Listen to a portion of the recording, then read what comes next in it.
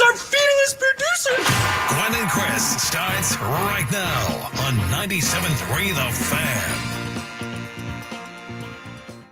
San Diego, what's up? Sam Levitt with you, live from Peoria, Arizona, really where my Airbnb is, Glendale, Arizona, but Arizona, far away from San Diego. It is just me for now on today's edition of Gwynn and Chris on this Friday, March 1st. Yes, it is the month of March. Padres baseball will be here before you know it. We are under 2 weeks away from the Padres heading to Korea, where they will begin their season against the LA Dodgers, and it gets closer and closer with each passing day. Very exciting. A lot of questions still to be answered about the Padres roster, about who's playing where, all of it. If you've heard my segments on the morning show this morning, the midday show, there's a lot to talk about. So I will fill in here for Tony and Chris and Scraby, probably solo for the next couple of hours. Plan is to maybe be joined by Chris at some point in the show, and maybe Tony a little bit later as well. I believe Scraby is out. It's been quite a day so far here at 97.3 The Fan. We've got Scraby, unfortunately, not feeling well. Scraby, hope you feel better. Apparently, Scraby is under the weather, and Matt Scraby, he's a tough guy. He'll figure it out, and he'll get through it. So Scraby's out for today. We'll let him rest up over the weekend. Like I said, Tony and Chris, I believe, should join me at some point.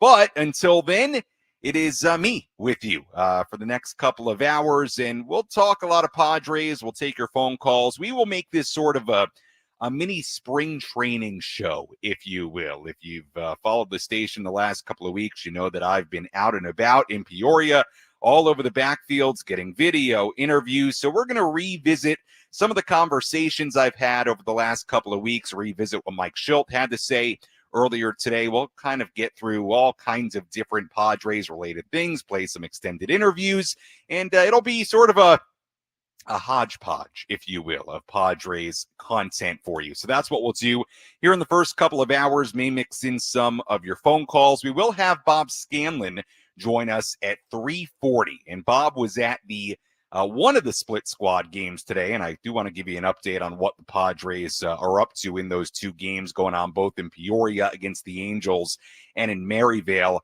against the Milwaukee Brewers. A split squad day for the Padres today. Bob Scanlan was at the game in Maryvale, which was interesting because it featured a lot of the young pitching for the Padres, guys like Haro Iriarte, Drew Thorpe, Ryan Bergert, Adam Measure.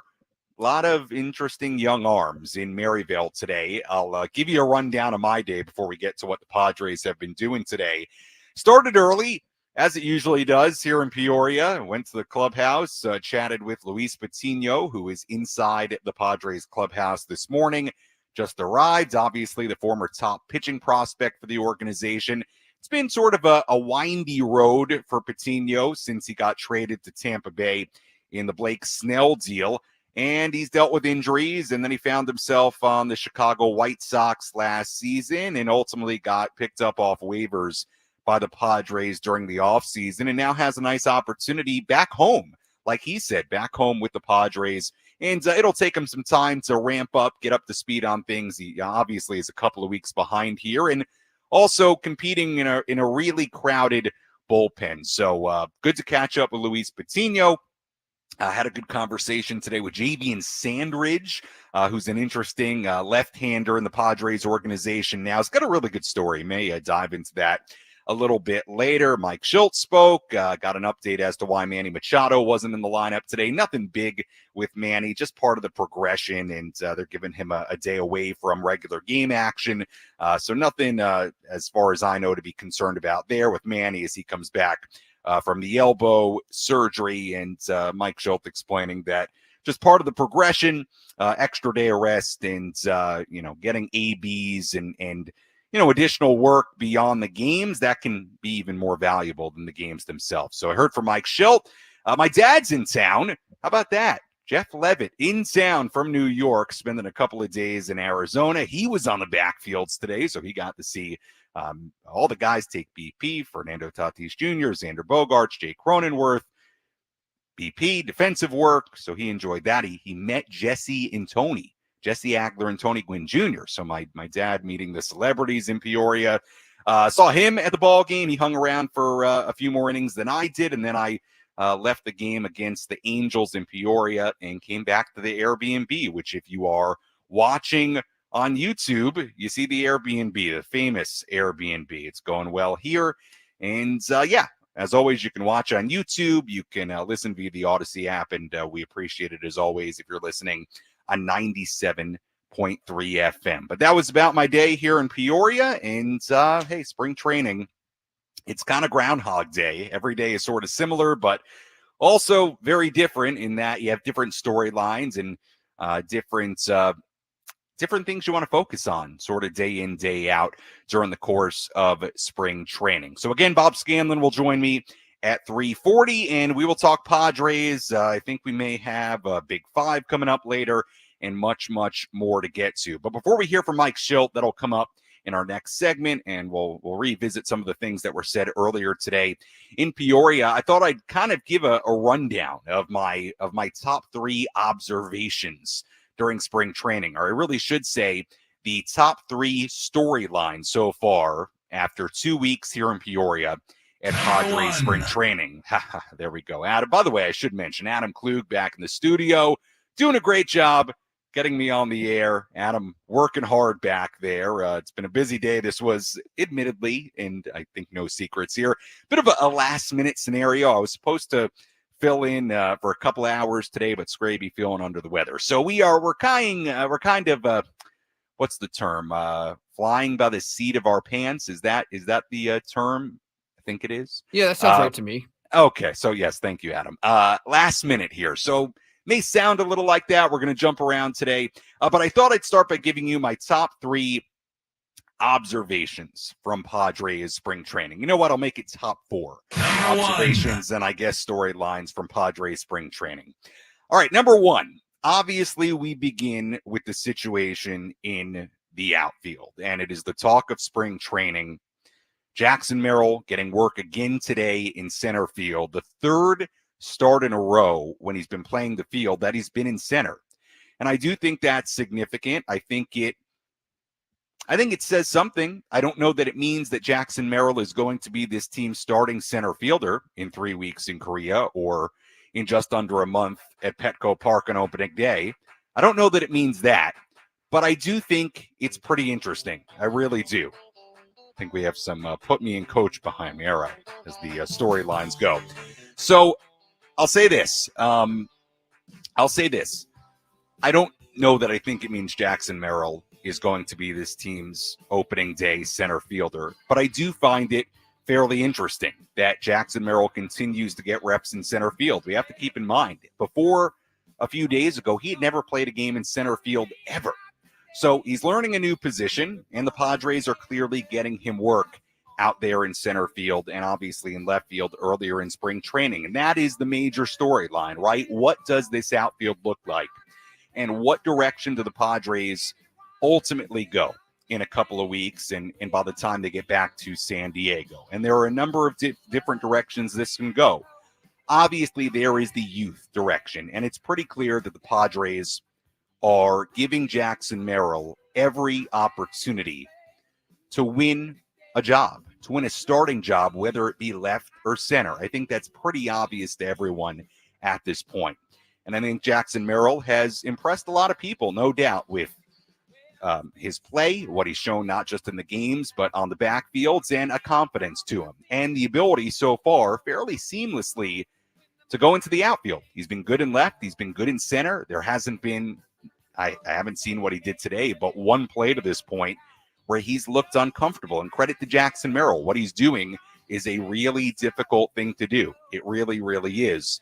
But so far, he's done it well. The offense, it'll probably come over the course of spring training. I think it's, no matter whether you're a veteran or a really young player, I think it's really hard to judge a player this early in spring training. So I'm willing to give Jackson Merrill some more time offensively at the plate before we start making any grand conclusions about Jackson Merrill offensively this spring training. But the options the Padres have, when you talk about Merrill, when you talk about Graham Pauley, when you talk about Jacob Marcy, who's playing left field today, who doesn't have much experience out there. Graham Pauley's played first base a handful of times so far. He's never played first base ever before, college, minor league baseball, before this spring training. What is very, very clear is that the Padres are giving the young guys real looks and in spots where they are not familiar with. Now, does it ultimately mean they all make the team, that you're going to have Merrill and Marcy and Paulie on this team? It does not. But at the moment, with the way the roster is constructed, the sense I get and the sense I've had for the last couple of weeks is that it's real. The opportunity for these guys is really, really real. So one direction the Padres can ultimately go in a couple of weeks is giving a job or two to the young guys. But they don't have to do that, because one of the concerns I think it's natural to have when you talk about the young guys, and this is not to take away anything from their talent, guys like Marcy and Paulie and obviously Jackson Merrill as well. But the reality is there is very, very limited double-A at-bats for those three players in particular, and it just is what it is. Jackson Merrill, 187 at-bats at double-A in 2023. Graham Pauley, a grand total of 81 at-bats at double-A last season. Jacob Marcy, before the Arizona Fall League where he won MVP, 56 at-bats at double-A. And again, I'm not taking away from the talent and the idea that they could have success in the major leagues right away. It's possible. And clearly the Padres are really high on these guys. But there's always a risk when you speed up the development process, and that will be a risk for the Padres if they go young until we see the results. That is what it is. But it is a direction they can go in. Then there's other, and I know I've spent a lot of time talking about Merrill, Paulie, and Marcy, but there are two other options that are on the table for this team, and I do think they're important to note. The first one is sort of the wild card, right? We've heard the name Tommy Pham thrown around by Dennis Lin a couple of days ago in The Athletic. We know there are some other names, Adam Duvall, Michael A. Taylor, that are still out there. There's still a question, and I think a fair question, as to whether the Padres do add. And if they add, obviously that affects these young players. That means that there could be less opportunities from the get-go, from opening day on, at least early in the season. And I do think until we get through the next couple of weeks, that's going to be a looming question. Will the Padres add? Will they be comfortable spending some amount of money that keeps them under the CBT, obviously, that gives them some flexibility going into the season in case they need to add later in the season? But to me, that's kind of the second question in the outfielder discussion, is do they ultimately add? And is the door closed on that? I don't think it is. But if you go and you get somebody like a Tommy Pham and you stick him in left field, well then look, it becomes more limited, the playing time in left field, obviously, and maybe you are looking at a scenario where Jackson Merrill's your center fielder and you say, we're okay with that and we're okay with Tommy Pham in left, and kind of rolling that out for opening day. The third option, and I this is to me the least likely option that I can feel at this point, is that you allow your young players to get a little bit more seasoning in a place not the major leagues, right? And it's a possibility. It doesn't seem like that based on the playing time, based on what we've seen in the Cactus League so far. But when you talk about guys like Tim LeCastro and Jurickson Profar and Cal Mitchell and Oscar Mercado, all these guys, major league experience. We know what Jurickson Profar is, what he's done for this team, how well liked he is by this team. LeCastro, the offensive numbers are not going to knock your socks off, but he has plenty of major league experience. Mercado, Mitchell, guys with big league experience. Look, there's a chance that, Profar obviously I think is a lock to make the team, no doubt about that. But when you talk about guys like LeCastro and Mercado and Mitchell, there is a possibility that you could look at an outfield of Jose Azocar in center field. That's a name I should mention as well. And Tim LeCastro, let's say, playing left field on opening day, with guys getting a little bit more seasoning in the minor leagues. It seems unlikely. It does, based on what we've seen so far. But it's a possibility, and it's a direction the Padres can go. And I say all that to say this. you just hope the Padres are careful with the way they handle these really talented young players. And if they do promote them onto this opening day roster, if that ends up being, if you have both a Merrill and a Paulie or a Merrill and a Marcy, whatever it is, early in the season, as early as opening day, well, two thoughts on that. Number one, you hope that they're ready for it, especially offensively, because it's a big jump from those number of AA at-bats to playing every day in the major leagues.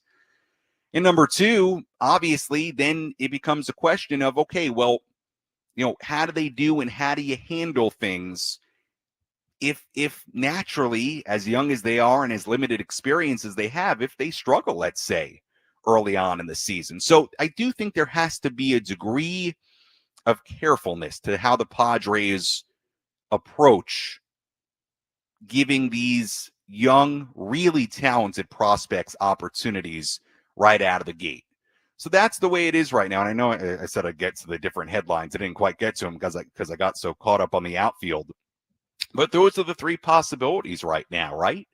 When it comes to the Padres outfield, you either, and it could be a mix of all these three, but you're either rolling with your young, hot, talented prospects, okay? And they're really talented, but there's limited experience there at the upper levels of the minor leagues. And offensively, you could see some struggles there. It would be natural. We've seen it many times before, even with the best of prospects who go on to be tremendous players.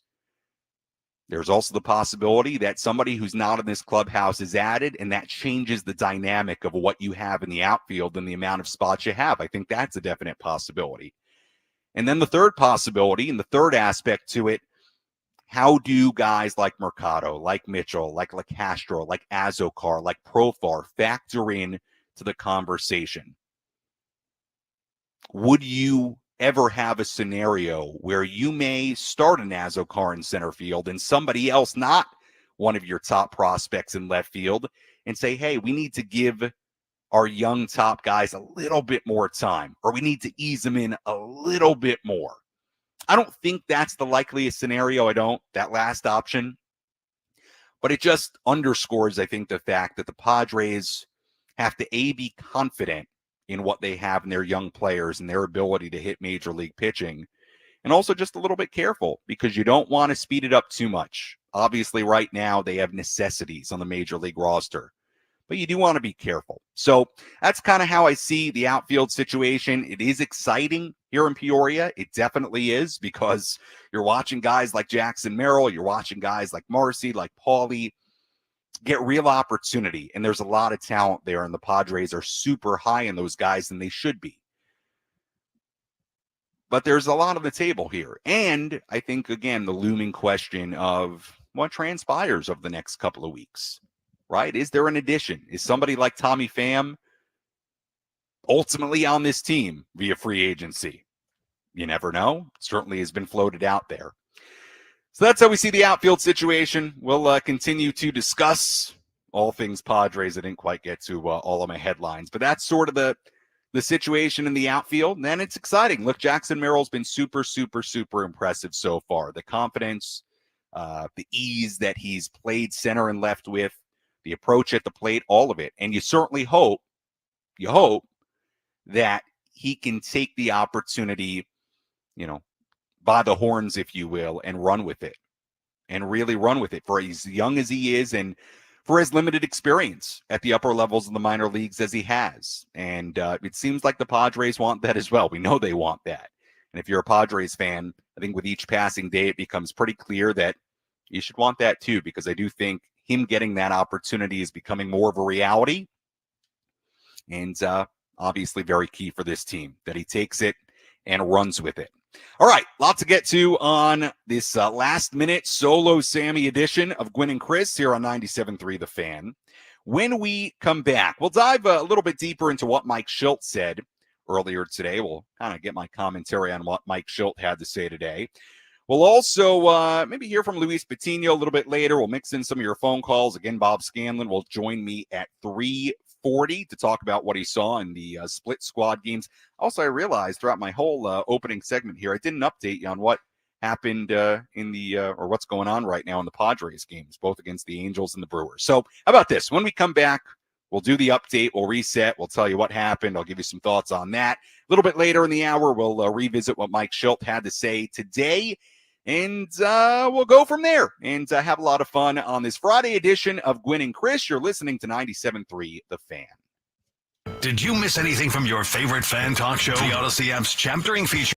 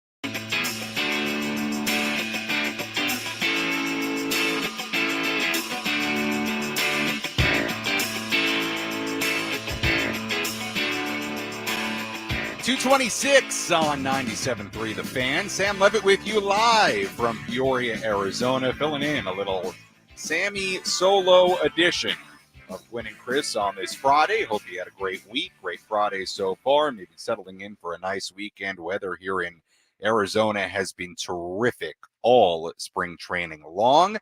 Looked at the forecast today. Looks like it's going to get a little bit colder into next week, but no big deal. It's been beautiful here. Hopefully a beautiful day in San Diego. I have not looked at the weather in San Diego today, but normally pretty good bet it's going to be beautiful in America's finest city. Again, Sam Levitt with you here, 97.3 The Fan. We should have, just to reset things, Tony join a little bit later, might have Chris join a little bit later. Scraby is out for today. We've got Adam Klug running the board back in San Diego at our flagship Padres studio. So thank you to Adam. And a little bit of a makeshift last-minute Friday show for you, just me with you. And again, we'll take some of your phone calls coming up a little bit later. We'll hear from Mike Shildt, what he had to say coming up in our next segment. But I did want to use the few minutes here to sort of reset what has gone on with the Padres today, both in Maryvale and in Peoria. Padres playing split squad games today. And we do have one final. Unfortunately, the Padres have already lost the game today in what was a really quick baseball game. I mean, this game had to be just a little bit over 2 hours and 20 minutes. So a pretty quick game. Brewers beat the Padres 4-3 in Maryvale earlier today. And right now, the Angels leading the Padres in Peoria 4-3 at Peoria Sports Complex, about 15 minutes away from where I am in my Airbnb right now, broadcasting to you. Let's run down first the scoring in these two games. In the second inning, we're talking about the game in Peoria. And the game in Peoria was sort of the, I suppose, the A lineup, if you will, but the quote-unquote B lineup in Maryvale against the Brewers had some guys that could be starting on opening day. But we'll get to that. First, let's get to the scoring in these two games. Willie Calhoun hit a home run off Randy Vasquez in the second inning, gave the Angels a 1-0 lead. Ha-Seong Kim ended up scoring on a stolen base at third in the second. A throwing error by the Angels catcher allowed him to score. That tied the game at 1. Tim LeCastro in his Padres spring training debut, a ground rule RBI double that scored Jurickson Profar in the second inning. That made it 2-1. Padres, Angels got a run in the fourth inning. Not all that important how they got it. It was a throwing error, though, by Eggy Rosario that led to it. And admittedly, a lot of these folks I have not seen. I was in transit for a lot of this, so I've not seen what actually happened. I'm just telling you what I'm reading here. We had Fernando Tatis Jr. grounding out. RBI ground out, fourth inning, gave the Padres the 3-2 lead. Logan O'Hoppe, a home run in the sixth inning, tied the game at 3. Miguel Sano, a solo home run in the sixth inning as well, gave the Angels a 4-3 lead. So that's where it is right now. Or excuse me, 5-3 it now is after the Sano home run. So it's, well, actually, I take that back. How'd they get the fifth run? I'm not sure, but it is 5-3 I'm reading now. Angels, so no the home runs, so 2 home runs in the sixth inning for the Angels. As far as the pitching for the Padres so far today, Randy Vasquez, 3 innings of work, 1 run given up. That was the home run to Calhoun. 4 strikeouts, 2 walks, so fairly solid outing for Vasquez. 2 walks and the home run, not what you want. Wandy Peralta in his Padres spring training debut, an inning, gave up a run, did walk a batter. Tommy Nance, a scoreless inning. Tom Cosgrove did give up 2 runs in his 1 inning of work. Daniel Camarena, scoreless inning. Nick Hernandez is who's working right now in the 8th inning. And again, the Angels with a 5-3 lead over the Padres right now. So that's the game in Peoria. As far as the game in Maryvale against the Brewers, give you the quick scoring summary. It's like a little post-game show here. Nathan Martorella, RBI double in the second that scored Garrett Mitchell, scored Tyler Wade. Gave the Padres a 1-0 lead. Mason McCoy, who's played a lot here in the Cactus League so far, sac fly, made it 2-0 later in the inning. Christian Arroyo, RBI single, made it 2-1 Padres in the second, got the Brewers on the board. Owen Miller, RBI single in the 7th inning, made it 3-2. Cal Mitchell did tied the game at 3 in the 8th inning. He's had a nice spring training so far. RBI triple to tie the game. Brewer Hicklin, a home run in the bottom of the 8th inning to give the Brewers a 4-3 lead, and they would win it by a final of 4-3. Taking a look at the pitching side of things in Maryvale today, Jairo Iriarte, very highly touted right-hander who we've talked about a lot. 2 innings, 1 unearned run given up, walked 1 and struck out 1. Drew Thorpe, 2 scoreless innings for him. He's been very good so far in the Cactus League. Ryan Bergert, pretty highly touted right-hander, 2 scoreless innings of work. Adam Mazur, another pretty high prospect in the system, an inning, 2 earned runs given up, struck out 2, walked 1. Alec Jacob gave up a run, struck out 1 on 1 hit in his 1 inning of work. And again, the Brewers won that Cactus League game 4-3. So Padres 0-1 on the day. They are trailing 5-3 in their other game in Peoria. So the Padres trying to avoid going 0-2 on the day. You don't want to go 0-2, even in Cactus League play. And we'll keep you updated on the score in Peoria with the second game finishing of the split squad action today. And like I said, we will be joined by Bob Scanlan, Padres broadcaster, at 3:40 to talk about, I think we'll mostly focus on the game in Maryvale today with the young players, Iriarte and Thorpe, because that's where Scan went today. And I know he really wanted to see some of those young pitchers. So we'll talk about the young pitchers, and we'll talk about general spring training thoughts with Bob Scanlan coming up at 3:40. All right, when we come back, we will revisit what Mike Shildt had to say earlier today, and we'll kind of ping pong back and forth here some of what he had to say. I'll give you some of my thoughts on what Mike Shildt had to say, touch on a number of different topics, then we'll kind of catch up to speed on the headlines of the day for the Padres beyond these 2 spring training games. And we'll continue to break it down. Again, we'll get to some of your phone calls coming up later. We've got interviews to get to. I'm riding with you solo. Sam Levitt with you at least for a couple of hours here. Tony, Chris, they may join a little bit later on, but for now, you got me, and we're going to talk plenty of Padres from Arizona. That's where I am right now at Padres spring training, and we'll continue to roll along on this Friday. More after this on 97.3 The Fan.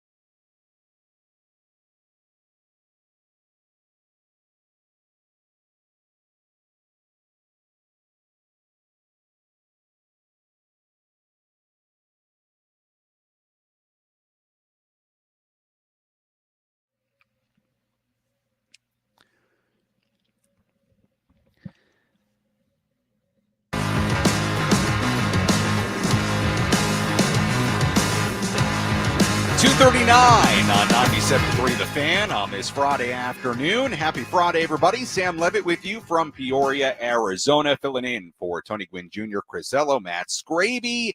Tony, Chris, they may join a little bit later in the program. Matt Scraby out, not feeling well today, so we hope Scraby feels better. But for the next couple of hours, you got me, Sam Levitt, with you from Padres Spring Training. As we talk plenty of Padres, bringing you up until 6 p.m., and then we'll get you ready for the weekend. A lot going on at Padres Spring Training today. Again, we'll be joined by Bob Scanlan to talk about a number of different Padres topics, spring training related, at 3:40. And at the top of the hour, at 3 p.m., we'll play my interview. And if you followed along on social media, certainly if you've listened to the station the last couple of weeks as well, you know we've had a number of interviews and all kinds of content daily coming out from Peoria. But had a really, really good conversation with Kyle Higashioka, the new Padres catcher, who came up with the Yankees. Really fascinating journey through the minor league. So we'll play that for you at 3 p.m. Again, Bob Scanlan will join me at 3:40. Tony, Chris, they may join a little bit later on, but for now, you got me. We went over it earlier. Padres playing split squad today.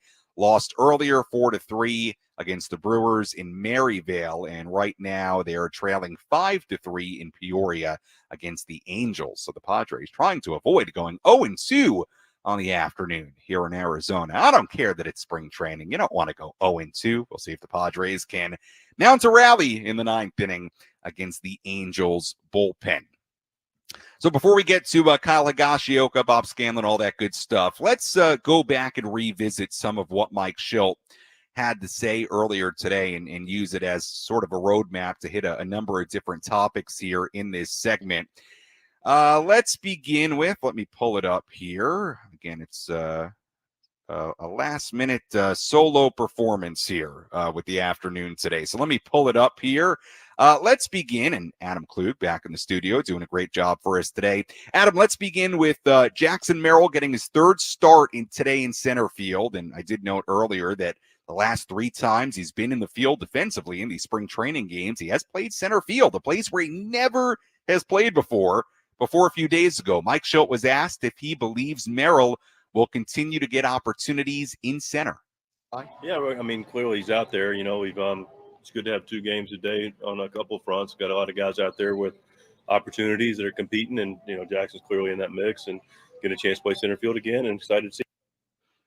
Yeah, so not a whole lot there for Mike Shildt, and I was the one who asked the question, actually. But, you know, look, what I was trying to get at and what I was trying to ask was get a little bit deeper into, well, since he keeps on going out there, do you think that's kind of where you're thinking of putting him if he's making this opening day roster? And again, like we talked about the opening segment, a lot could happen between now and the trip to Korea. A lot could happen between now and opening day at Petco Park. But look, you can only read what's in front of you. And right now we're seeing Jackson Merrill 3 straight starts in the field, playing center field and not left field. So what does that say to me? Well, at the very least, it says to me that they're giving him a real look out there in a place he's never, ever played before a handful of days ago. So that's what I was really trying to ask, and I didn't think that Mike Shildt would give me too much on that. But look, no doubt he's getting opportunities out there. Would not shock me if he's back in left field at some point here soon, if they sort of mix it up. But put it this way, the more that Jackson Merrill plays center, the more interesting it becomes, right? The more you have to pay attention to it, and the more you have to consider the idea that Jackson Merrill could be your center fielder, or at least play there some. And if you heard Jackson Merrill on the station earlier this week, he talked about how he actually enjoys playing center better than left. I mean, he feels really comfortable out there. So we'll see. Look, he doesn't have a ton of experience in either left or center, but just interesting, something to keep in mind, to continue to note. All right, Adam, now I'm forgetting what I told Adam during the break. Adam, what else you got there? Team, okay, let's do that. This is Mike Shildt earlier today. His thoughts on the team's offensive approach so far at spring training. T, I'm glad you asked that, man. It's really, really pleased with our offensive approach. You know, we clearly have talked about it, discussed it.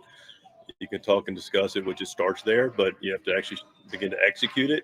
And I'm really pleased with the players' buy into it.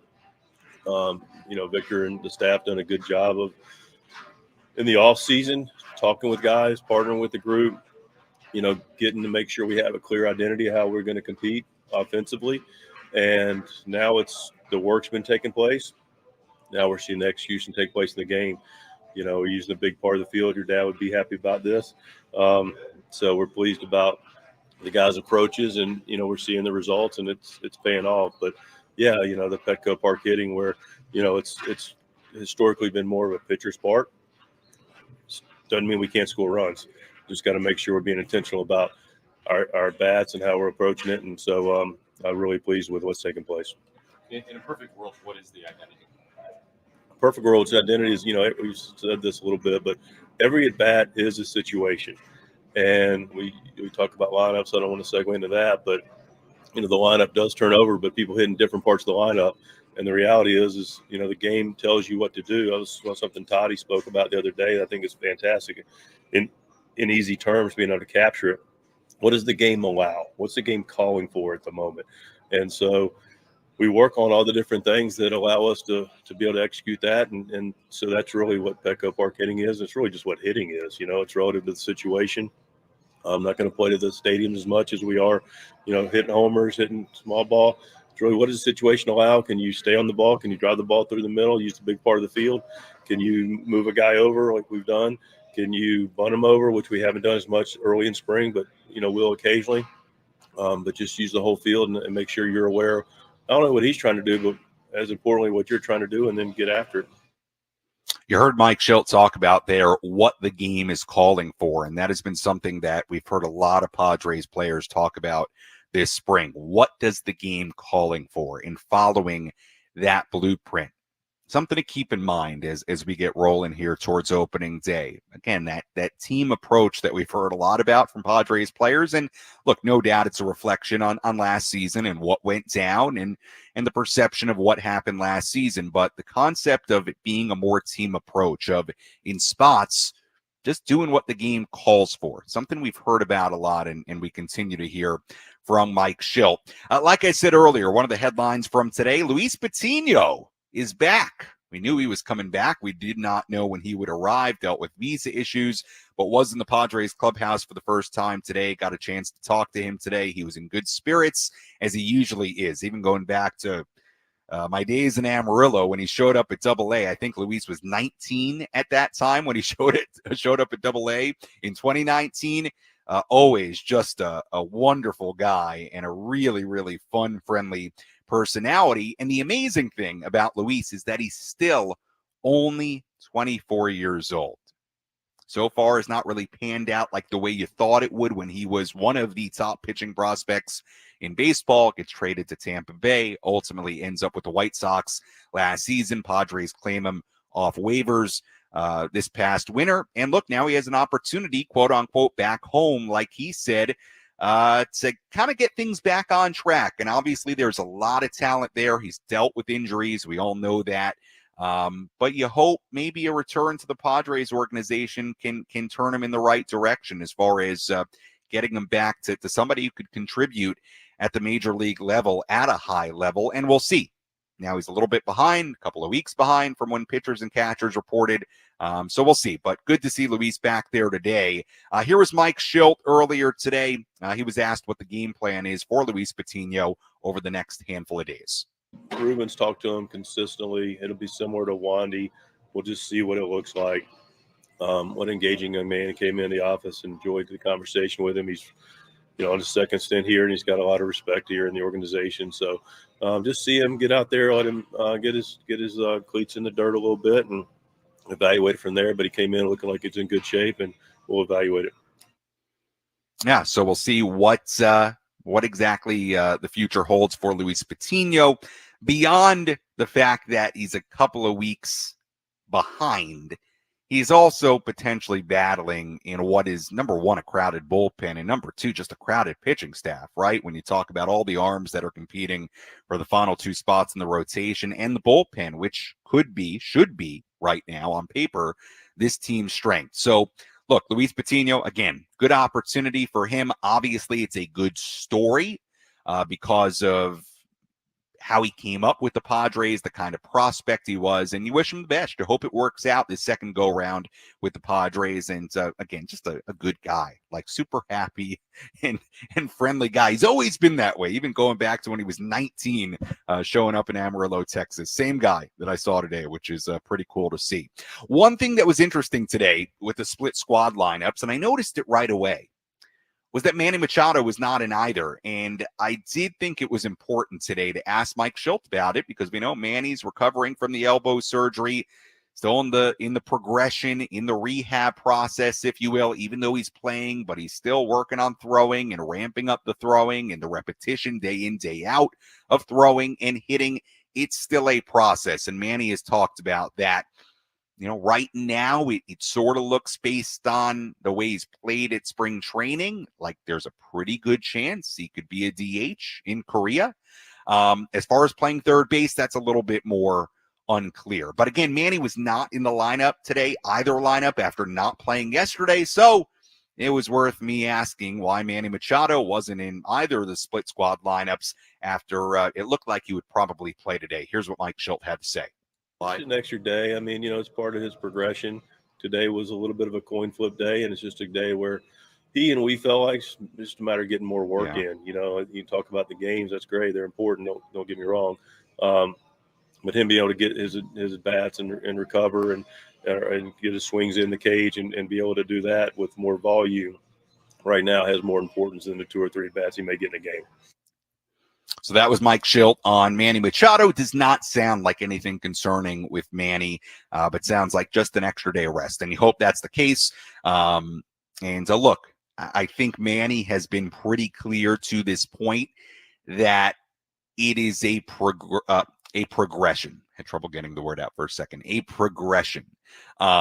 That there are going to be good days and bad days. And it's about being able to handle the day in, day out nature of hitting and throwing and all the things he has to do on a baseball field throughout the course of 162. That's been pretty clear for Manny so far. So look, would you have liked to see him in the lineup today? Of course. But I'm not going to read too much into the fact that he wasn't in there today. I think the reality is that he is coming back from an elbow surgery. He is, as we know, from the start of spring training, ahead of schedule, and may just kind of be like this where every once in a while you got to give him an extra day of rest as he ramps up. Because as Manny said, it's not only about being ready for Korea for opening day, but getting him through 162. So that's what's important. And I thought a good answer there from Mike Shildt. Explained it. We'll see if Manny's in there tomorrow or the following day. Kind of take it from there. One final thing from Mike Shildt today. Latest update on Yuki Matsui, who we know is dealing with the back spasms. Did go for imaging earlier in the week. Got an MRI. Everything structurally looked good. There was inflammation.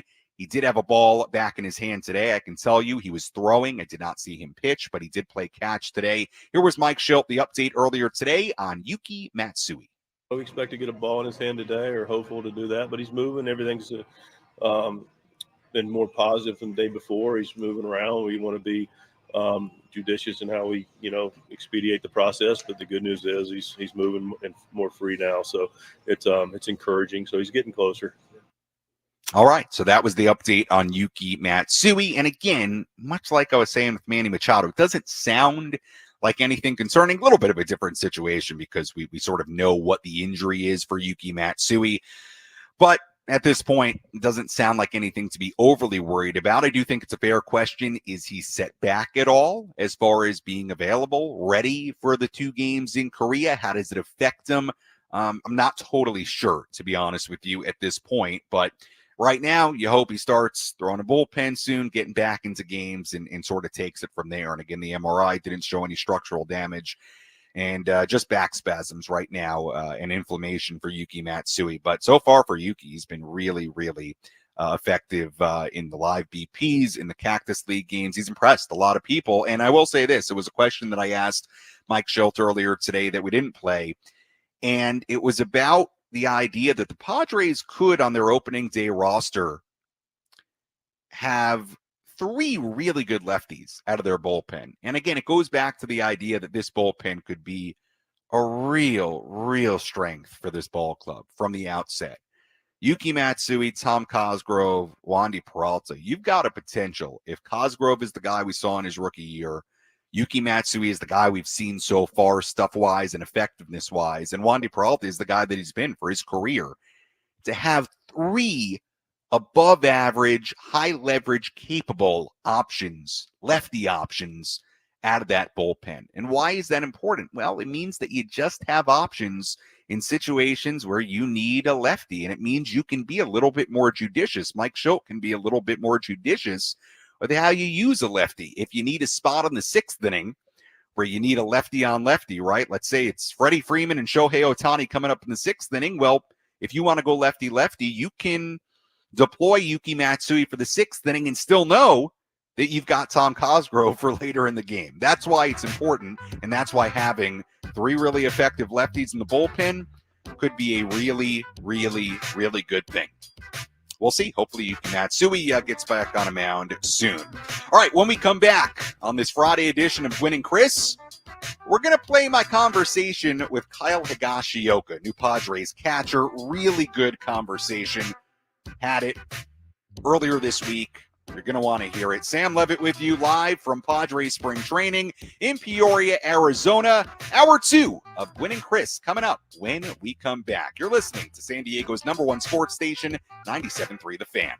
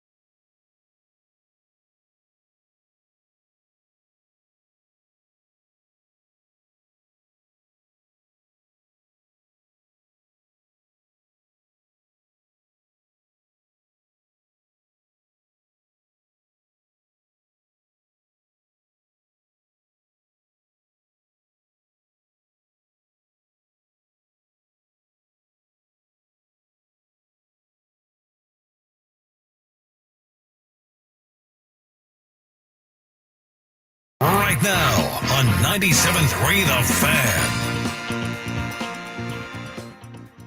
3 o'clock straight up, 97.3 The Fan. Sam Levitt with you. Little solo Sammy for you on a Friday. Gwynn and Chris continues. I'm here at Padres Spring Training, Peoria, Arizona, live from the now famous, I think, Airbnb. My Airbnb, I don't think as famous as the Ben and Woods Airbnb situation. My Airbnb has been terrific so far. I've had very, very little issue at the Airbnb so far. So apparently I am a good Airbnb picker. Ben and Woods, maybe not so much, but we roll along hour number 2 here at Padres Spring Training, live from Arizona. Again, we have Tony, Chris, both maybe joining at some point here in the program. We will hear from Bob Scanlan coming up at 3:40. Talk to Bob about general spring training thoughts. I've seen Scan out here day in, day out in Peoria. And I know Scan was also at the game in Maryvale, where I think he went over there to see a lot of the young pitchers, Iriarte, Thorpe. So we're going to talk to Scan about what he saw today, what he's liked from some of the young arms, the rotation competition, all that good stuff coming up with Bob Scanlan at 3:40. May mix in some of your phone calls in this hour as well, certainly in the hours to come. Do want to remind you, this hour on 97.3 The Fan is brought to you by the Farmer's Dog. All right. What else to get to before we get to my interview with Kyle Higashioka, which, by the way, I'm just going to tell you, it's a really good conversation with Kyle. And we talk about his early years with the Yankees, coming up around guys like Jeter and Posada and Rivera, his journey through the minor league, spent a long time in the minors, drafted in 2008, didn't make his debut until 2017 in the big leagues. His new Padres teammates, we talk about Ethan Salas, Luis Campusano, playing the guitar, he surfs. Good conversation with Kyle Higashioka. Get to it in a second. Play the whole thing for you from earlier this week. I do have bad news to pass along before we get to Kyle Higashioka. Padres 0 for 2 on the day. 0-2 on the day. Falling in Maryvale 4-3 to the Brewers. Falling in Peoria 5-3 to the Angels. So, I don't know. Do I even go to the complex in the morning? Is it over? 0-2 on the day. That is some spring training overreaction for you. Not a great day for the Padres in the win column, but as we know in Cactus League play, the wins are really the last thing that matters. So tough day in the on the scoreboard for the Padres, but we'll continue to dive into what happened today in these games. Some good pitching. Gwynn and Chris. Good pitching today for the Padres, despite the final scores. All right, we'll get more into that. Again, Bob Scanlan at 3:40. But like I said, really, really, really interesting conversation with Kyle Higashioka earlier this week. In fact, not to toot my own horn, but I will sort of just advertise here, if you will. I've had some really good one-on-one conversations outside the clubhouse this spring training, whether that was with Jay Cronenworth, whether that was Xander Bogaerts, Kyle Higashioka, Michael King. I had a really good chat with Matt Waldron that I thought was really interesting on a number of fronts, and you can find the clips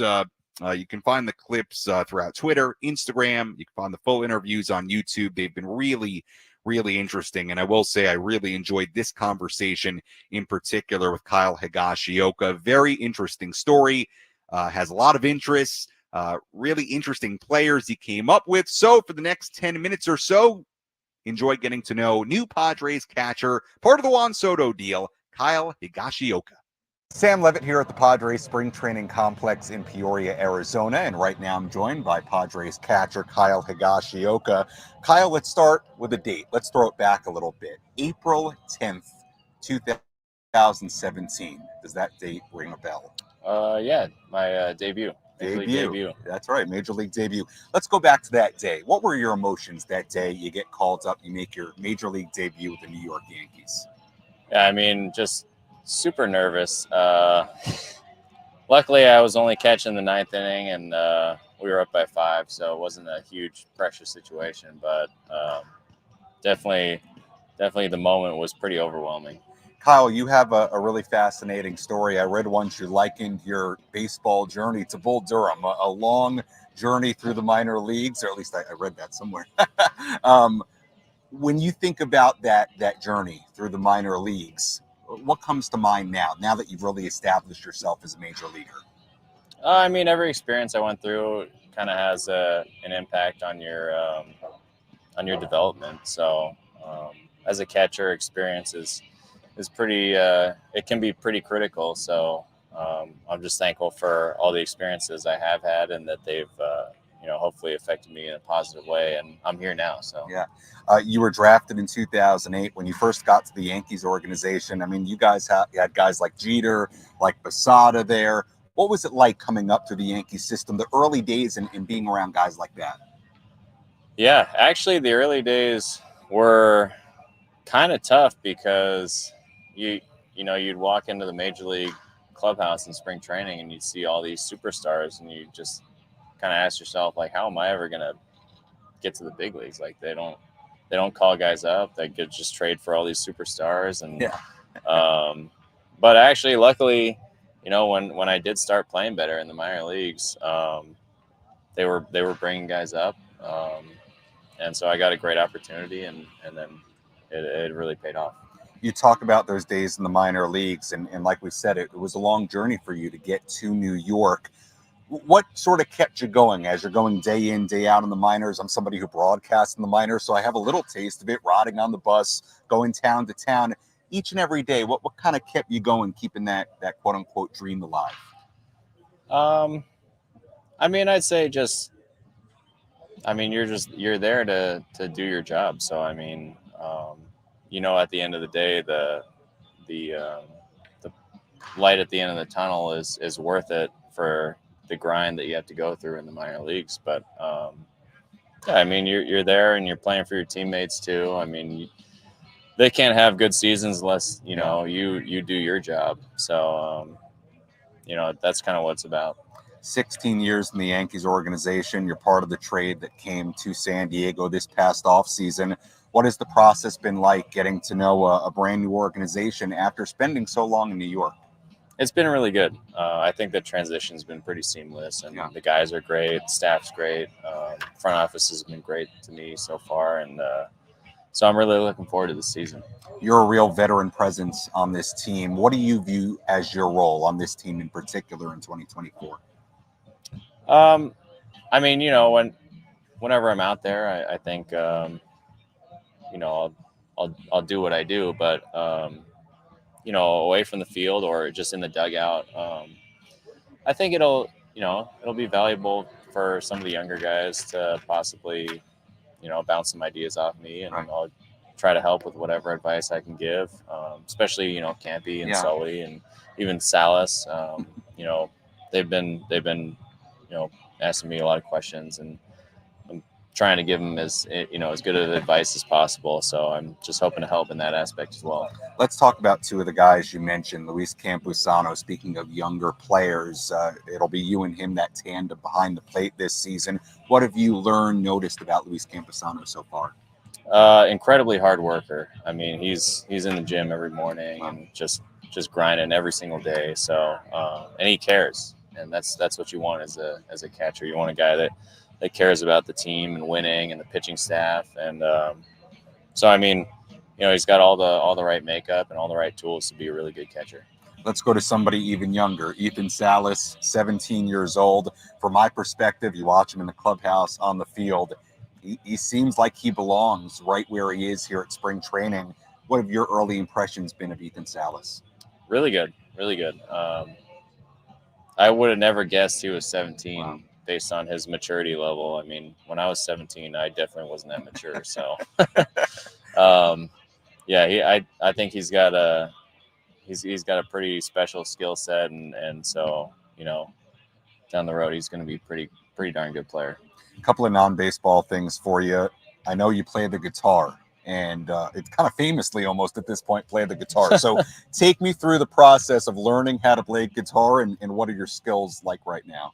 I started learning when I was probably my first year in pro ball. Okay. And I bought like a $50 acoustic guitar from a pawn shop in Tampa, and then just carried it with me all season. And then I switched to electric after that because I'm more of a rock guy. Okay.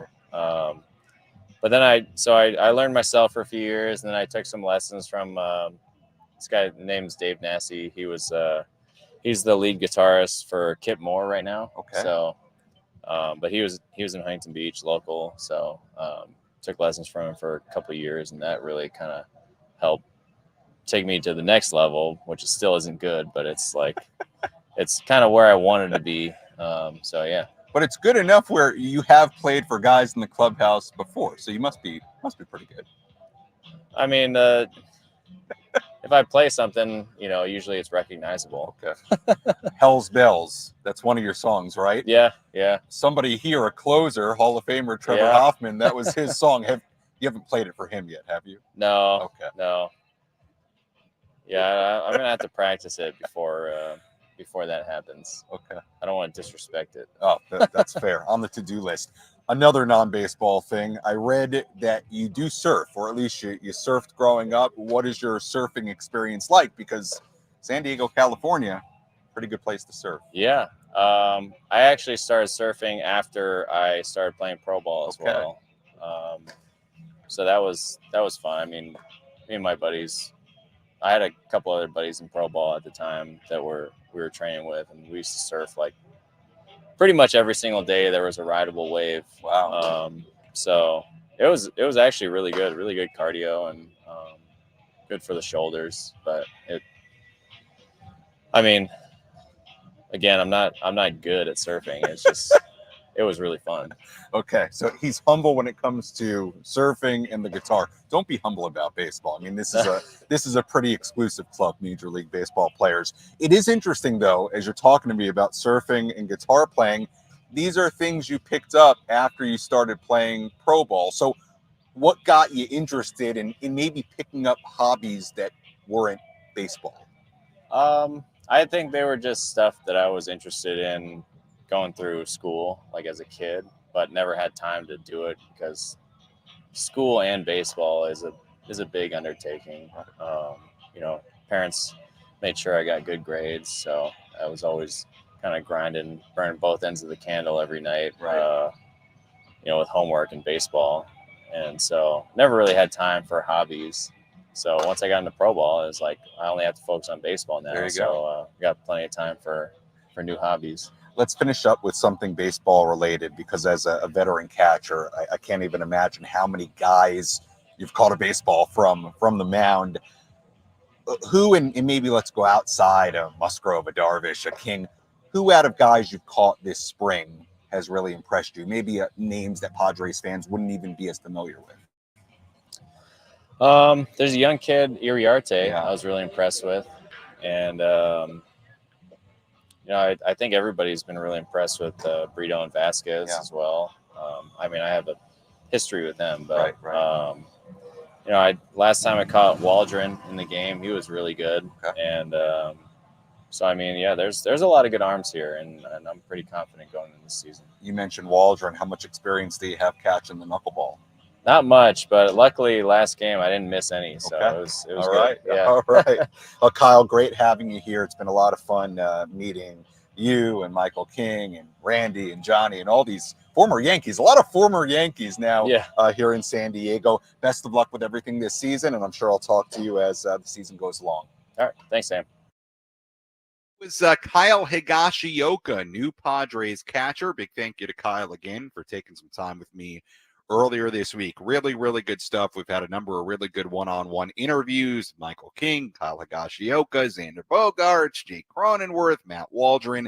My plan is to continue to do those throughout the next couple of weeks, and hopefully get one with Manny, one with Fernando Tatis Jr., focus on a few different topics. So good stuff there, and hopefully you enjoyed getting to know Kyle Higashioka a little bit better. Really interesting story, right? Somebody who it took a really long time to make his major league debut, had sort of that prototypical, long minor league journey. You heard during the interview me mention that Kyle Higashioka once said his favorite movie is Bull Durham.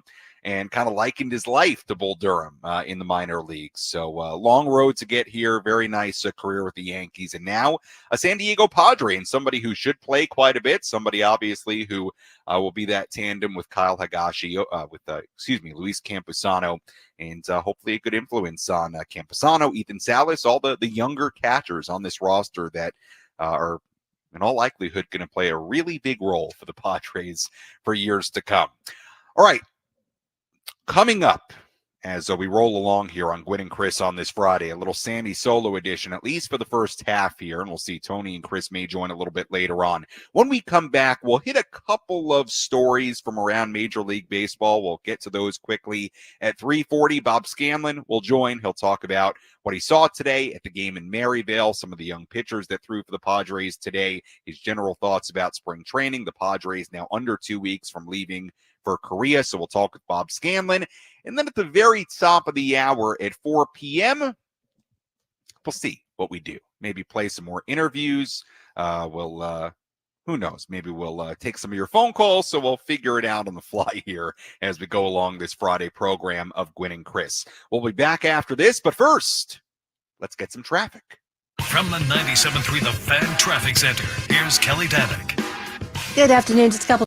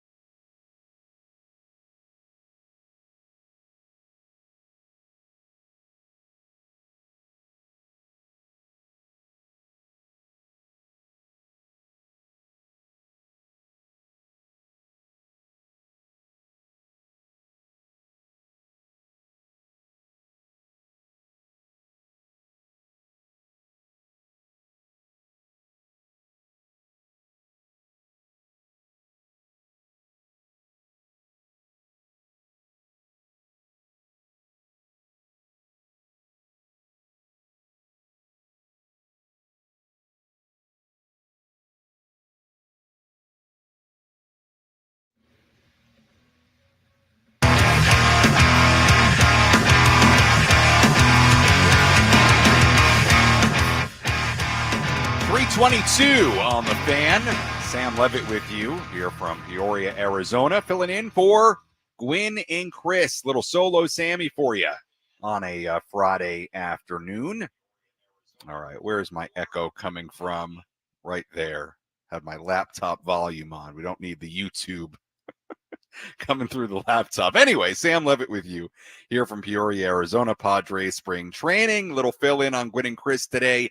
May hear from Tony later in the program. May hear from Chris later in the program as well. Matt Scraby under the weather. Everybody send their well wishes to Scraby. Not feeling well. Sounds like he's got a little flu situation going on. So Scraby, hope you're feeling better. I think you owe me. What does Scraby owe me today for my solo Sammy edition of his program? A steak dinner, maybe. Maybe Adam Klug has something he can think of. A steak dinner, maybe a nice trip to Texas Roadhouse sometime. There's a new Texas Roadhouse in the San Diego area, I read. Maybe something like that. I don't think Scraby and I have ever enjoyed a dinner together. So maybe Scraby and I will go out to dinner and he'll buy me a steak. Maybe that's how we'll get even. I'm just joking, Scraby. Hope you feel better. If there's one thing I know about Matt Scraby, he truly did feel bad for I don't want to say putting me in this position today, because I'm fine. We're having a nice show. We're rolling along. We're talking Padres. But this was this was kind of like a 2-hour notice situation today where had to roll solo, but we're making it work. We got a lot of moving parts. I'm here in Peoria. My goodness, I've got enough to talk about, enough content to give you. So all good. We got a lot coming up here in this hour. We'll talk to Bob Scanlan coming up at 3:40. We'll get Scan's thoughts on the Padres on spring training. I get to see Scan every morning here in Peoria, and so we'll catch up with Scan. He was at the game in Maryvale today, and if you are just joining us, Padres lost both games today at spring training in the Cactus League. Not a good day. They lost to the Angels at home. They lost to the Brewers on the road, and the sky is falling. Just kidding. It is not falling. No big deal with the spring training results, but plenty to take away from the spring training games. And again, we'll talk to Bob Scanlan about that coming up at 3:40. Top of the hour at 4 o'clock, I think we're going to do a little Sammy versus the fans. No Chris versus the fans today, but Sammy versus the fans. We'll do that. May take some of your phone calls in the 4 o'clock hour as well. Continue to give you some content from Padres spring training and all that good stuff coming your way. All right, as we have a few minutes here, let's touch on a couple of Major League Baseball headlines from today. And let's not start with anything on the field. Let's start with everybody's favorite topic here at spring training this year, and that is the uniforms, the jerseys. Reading this from NBC Sports, from the AP, in fact. Reading it. Baseball Players Association head Tony Clark is hopeful 2024 uniforms will soon be altered following complaints by his members. The uniforms, designed by Nike and manufactured by Fanatics, have been criticized by players for pants that are somewhat see-through and for lettering, sleeve emblems, and numbering that are less bulky and apparently smaller. And I will tell you, this is me talking now, I will tell you, the names are an issue. It is a real issue. I'm telling you, I'm sitting in the second deck of Cactus League stadiums. I'm not that far away. You can barely see what the name is on the back of the jersey. It is a major issue. It's not good. It looks bad. It's not good marketing of your players. I don't get it. I don't know who decided that. I don't know why you would do that, but it looks bad. It looks really bad. Back to the article. Quote, and this is Tony Clark talking, "You just don't expect to have conversations about uniforms. And so having them, I'm hopeful," and this goes back to what we suggested before, in picking up the phone and talking to all the folks involved, having some appreciation for folks paying attention to it now, perhaps more so than they were before spring started yet. That was confusing to read that quote, but I guess the first part is what you want to hear. You just don't expect to have conversations about uniforms. So let's see. Is there anything else here on this? So it's essentially the takeaway, at least from this article, is that apparently they're going to try to to make the alterations necessary. Now, I did see this via The Athletic. This was posted 4 hours ago, not to get too far into uniform gate. But Michael Rubin, the CEO of Fanatics, did comment to The Athletic, or he did, I should say, this was at the MIT Sloan Sports Analytics Conference in Massachusetts. Well, let me read it here. The manufacturer of the Major League Baseball uniforms unveiled this spring. Fanatics has been widely panned in recent weeks, in part because player pants are too see-through. Michael Rubin, the company's CEO, said Friday that Fanatics is taking undue heat as fans and players individually, and as the MLBPA, that's the Players Association, have criticized the Nike design uniforms. Quote, "We've purely been doing exactly as we're told. We've been told we've done everything exactly right. And we're getting the bleep kicked out of ourselves every day right now." That's Michael Rubin talking. He said, quote, "That's not fun. Normally when I get beat up, it's because I actually did something wrong." Well, that doesn't sound like he agrees there's a problem. Why is it, let me say this, why is it with baseball that we're constantly having discussions about things that are not the game, right? Like, think about spring training the last handful of years. The lockout, last year it was the rules, which was a little bit different because that was baseball related, but it was new. It was a big topic.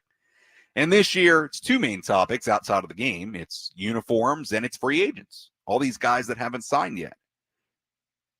So I read one article here from the AP posted today where apparently they're making alterations.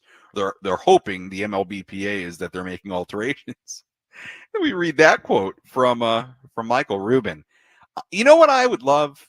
Whether it's the league or Fanatics or Nike, to just say, hey, whatever it is, it's not working for the players and they're not happy with it. And we need to adjust it, and whatever's wrong, we will fix it to make it better for both the fans and the players. This should not be a battle. It should not be controversial. It should be easy. This seems like something that should be easy. And if you need to fix it, you fix it. If the pants are see-through, you find a way to fix it. This is Major League Baseball. This is a billion upon billion dollar industry. This is silly. It's just silly. Should not be this hard. And I wish, whether it's the league or Fanatics, Michael Rubin, come out and say, all right, well, we thought they were okay. They're not, apparently. And we got to fix it. And we're going to find a way to fix it. Why? That's not hard. So anyway, that's on the uniforms. An ongoing situation. What else here to get to as far as headlines? We saw earlier this week, Kike Hernandez is back to the Dodgers on a one-year deal, $4 million. That was after the Manuel Margot trade. He went to the Twins. That cleared a roster spot for Kike Hernandez. Back to the Dodgers, place he knows well. He went on the Foul Territory YouTube show and podcast. I think this was yesterday. And, I'll say what he said here. He said, quote, "I'm not going to say the C word, but I think the C word needs a capital C." He's referring to the word collusion. The timing of the calls was very similar. He's talking about the teams. He said, quote, "The numbers were pretty much the same throughout." Hernandez continued to say, "I think the teams are using these computer systems to project numbers, project salaries. They're all using the same one. And I think they all have the same password. So that's how free agency is going. And it's not just me." Hernandez continued, "There's still a lot of really good quality baseball players, big leaguers that are more than capable of being everyday guys on a lot of teams. And the fact that they're still out there, it's a shame. It was a very weird offseason, and it still is for some guys. It doesn't seem like things are picking up either for some of those guys, which is shameful." All right. Look, I don't know that I would go as far to use that C word that he's talking about, which is collusion. But I will say this, it's been a very odd offseason. It really has. And it's strange, it's odd, it's unfortunate that guys like Snell and Jordan Montgomery and still Matt Chapman and before a few days ago, Cody Bellinger are out there unsigned here on March 1st. It's hard to believe, and I don't think it's good for the sport. It takes a lot of the buzz out of free agency. This slog of signings and this drip of signings, it's not fun. I mean, at this point, we should be focusing on spring training and not where multiple and some of the biggest free agents of the offseason on where they're going. Look, there's clearly a few reasons for what's happened here. You have some teams that have spent in the past, including the Padres, that are not spending that way right now. The Mets, the Rangers, the TV situations are so uncertain for a lot of teams right now. That plays into it. But it has been odd to see somebody like Kike Hernandez, who hasn't had a couple of great years, but to see him get signed so late, it is odd. To see somebody even like Tommy Pham struggle to find a deal, find a home, is odd. Been a weird offseason, and I think it's a mix of uncertainty with the TV revenue. It's a mix of teams not being willing to spend a number of them like they have in years past. And I think a lot of teams looking at younger options and saying they'd rather do that than spend money on one-year deals for older players. It just is what it is. So it's been an odd offseason. You can look at it whatever way you want. I don't think it's good for the game the way this offseason has transpired. I really don't. And I understand we may hear from John Heyman a little bit later. We'll get to that a little bit later in the show. But it's been odd, and it hasn't been fun. I don't know that the Players Association would ever agree to a deadline for free agency or a signing period for free agency. But all I know is this doesn't work the way it's transpiring. It's not fun. It's not good for the fans. It's not good for the teams. It's not good for the players. Who is it good for? Maybe Scott Boras, if he can ultimately get the money he wants. Tell you what, he didn't get it with Cody Bellinger. It's a good deal for Bellinger, good deal for the Cubs, but they were looking for way more money and way more years than what he ultimately got. And ultimately, Bellinger did not get the long-term, big money deal. He didn't. So, look, it's going to be very interesting for Scott Boras to see what happens with these three guys, Chapman and JD Martinez, too, four guys, Martinez, Chapman, Snell, and Montgomery, to see what kind of deals they get. And if those guys have to sort of settle for more of a deal like Cody Bellinger signed. A lot of factors, I think, play into it, but I don't like it. I don't like the way it's all played out. All right, when we come back, Bob Scanlan, Padres TV broadcaster, will join me, talk about what he saw at one of the games today in Maryvale, the young pitchers, general Padres spring training thoughts, and we continue on. Sammy Solo with you from spring training here in Peoria, Arizona. More to come after this on 97.3 The Fan. Ben and Woods on the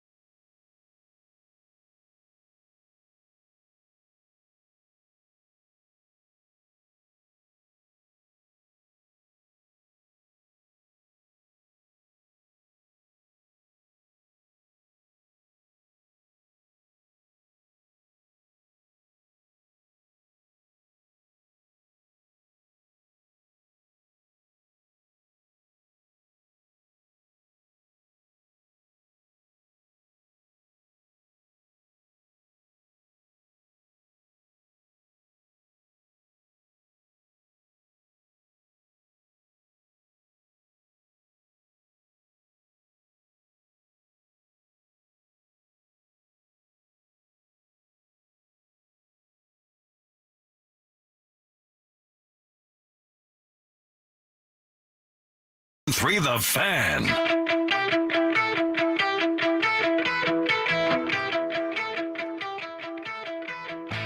3:41 here on 97.3 The Fan. Sam Levitt with you from Padres spring training in Peoria, Arizona, filling in for Tony and Chris. Might hear from Tony and or Chris coming up later in the program. Matt Scraby a little bit under the weather, so you're rolling with me on this Friday afternoon. This segment of Gwynn and Chris is presented by Spiro's Mediterranean Cuisine. If you love Mediterranean food, try Spiro's for authentic Mediterranean cuisine in Coronado or La Jolla. For dining or takeout options, visit spiroscuisine.com. And I do love Mediterranean food. Absolutely delicious, Spiro's is. We'll talk to Bob Scanlan in a moment. First, some traffic. From the 97.3 The Fan Traffic Center, here's Kelly Danick. Got a bunch of stuff to talk about this afternoon, guys. What's going on? Southbound side of the 5 at Leucadia, there is a collision involving a couple vehicles. Got the fast lane blocked. Also going to find an accident on the Mira Mesa Boulevard on-ramp to southbound 15. Traveling on eastbound 54, just before the 125, there is a stalled vehicle not showing if lanes are blocked. Now, westbound side of the 54, just past Woodman, there is a collision in the right lane. Up ahead, another crash right at the 805 connector. Imperial Avenue on-ramp to northbound 805. Watch out for some debris in the roadway. Westbound 8, accident near Waring Road. It's got the left lane blocked. I'm Kelly Danick with Gwynn and Chris, San Diego's #1 sports station, 97.3 The Fan. Little last minute fill in today, so I'm calling in the tall right-hander from the bullpen. We're joined right now by Padres broadcaster Bob Scanlan with me here in Arizona. He went to Maryvale to check out one of the split squad games today. Mr. Scanlan, good to talk to you. How is your day going in Arizona? Great to talk with you as well, Sam. I guess the Gwynn and Chris show is now the Sam and Scan show. So how's the pinch hitting going for you today? It's going well. The pinch hitting's going well. And yes, I'm going to pitch that to Adam, the Sam and Scan show. Scan, I like it. Okay, so Scan, you went down to the split squad in Maryvale. I stayed in Peoria. So I want to start with the game in Maryvale because a lot of young, talented arms pitched for the Padres, and I'm sure that's part of the reason you went. You wanted to see those exciting young arms. So let's start with Jairo Iriarte, very highly touted right-hander, 2 innings today, unearned run given up, struck out 1, walked 1.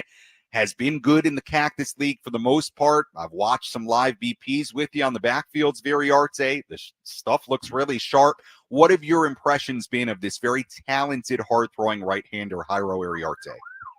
Yeah, Sam, you know me too well. I'm always chasing that pitching around the desert, aren't I? Yeah, and today was no exception. So it was fun. It was fun to go out there, and he was one of the primary reasons that I wanted to head out to Maryvale today. He's been so electric in his live BPs and just watching him, and I hadn't really seen him face the live hitters very much. I shouldn't say live hitters, but in-game hitters. So, you know, quite frankly, I don't think he had his best stuff today. We've seen his fastball more explosive and better velo, but even without his best stuff today, he got through the 2 innings, as you mentioned. So it was encouraging for me because that's what you want to see. How do guys perform when they're not at their best? And you know, he battled. He used his fastball on both sides of the plate. I like the changeup. I like the slider. I think this is a young guy that we could see before the year is over. And in either the bullpen or the starting rotation, I think the Padres, understandably, are doing all they can to try to stretch him out and keep him as a starting option, which totally makes sense because you can always back a guy off. And he's got the stuff to maintain. So that was the one thing I was kind of curious about as well. How much higher does his stuff play coming out of the bullpen versus a starter? And as a starter, can he maintain it over multiple innings? And from everything I've heard, he's still, 94, 96 after, 5 or 6 innings. So the stuff maintains. And that's the question of the command, as the pitch count goes higher in the ball games, which I just haven't had a chance to see yet. But as far as the stuff goes, it's electric.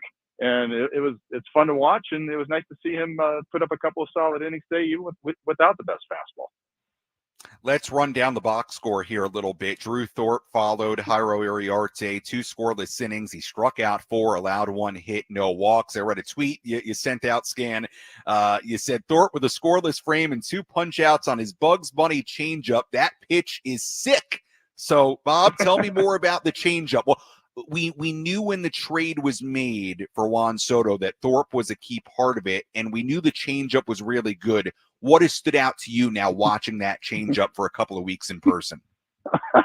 Well, what stood out is it's unhittable pretty much. I mean, Sam, it's not often, and I don't know if you saw my follow-up tweet after that, but I was literally laughing in the stands today, which doesn't happen very often when I'm watching guys just swinging and missing at this pitch, and that's how good that changeup was today.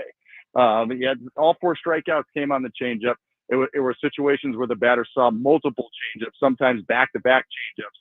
And what I really loved today is, well, I mean, there are multiple things, but I mean, Thorpe for me was the most exciting part of the day, not just because of the changeup, but he used it effectively, not only against the left-handers, but the right-handers were flailing at it just as much. So this is a pitch that plays the righties and lefties. And one of the reasons is because his changeup is unique.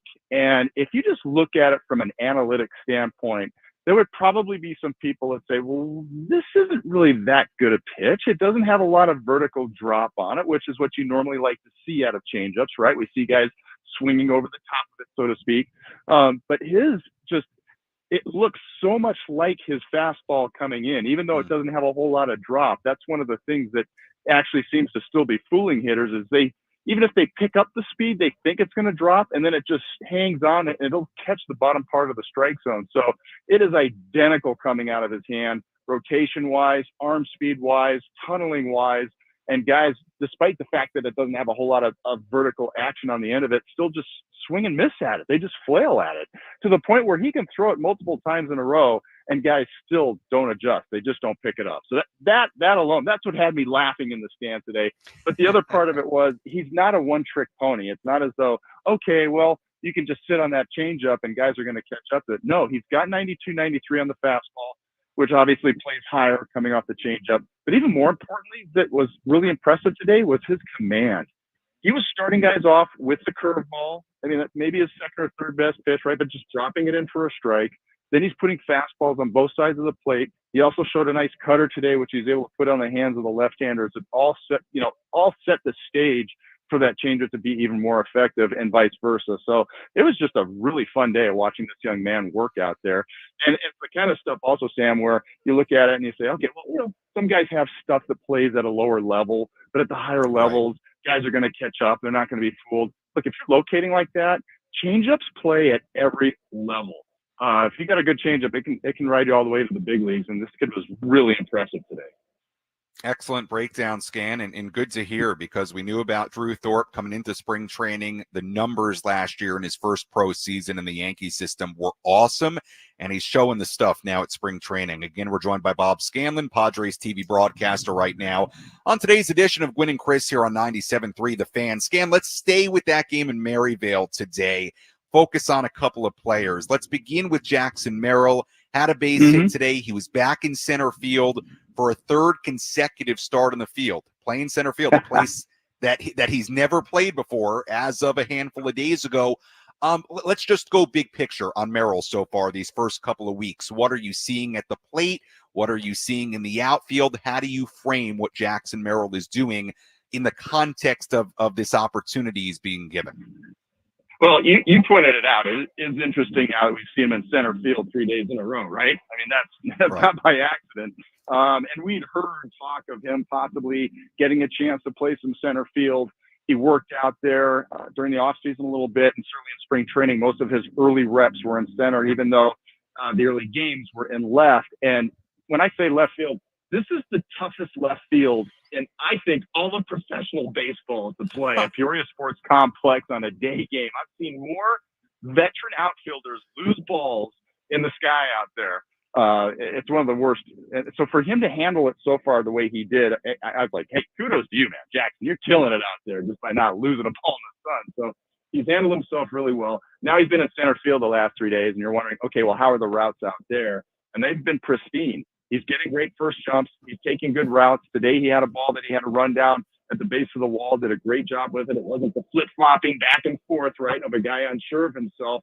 He's just a great athlete, and he's put some work in out there, and you can just tell he's not uncomfortable in the outfield. He's got the physical skills to do it. He has the arm to be able to do it.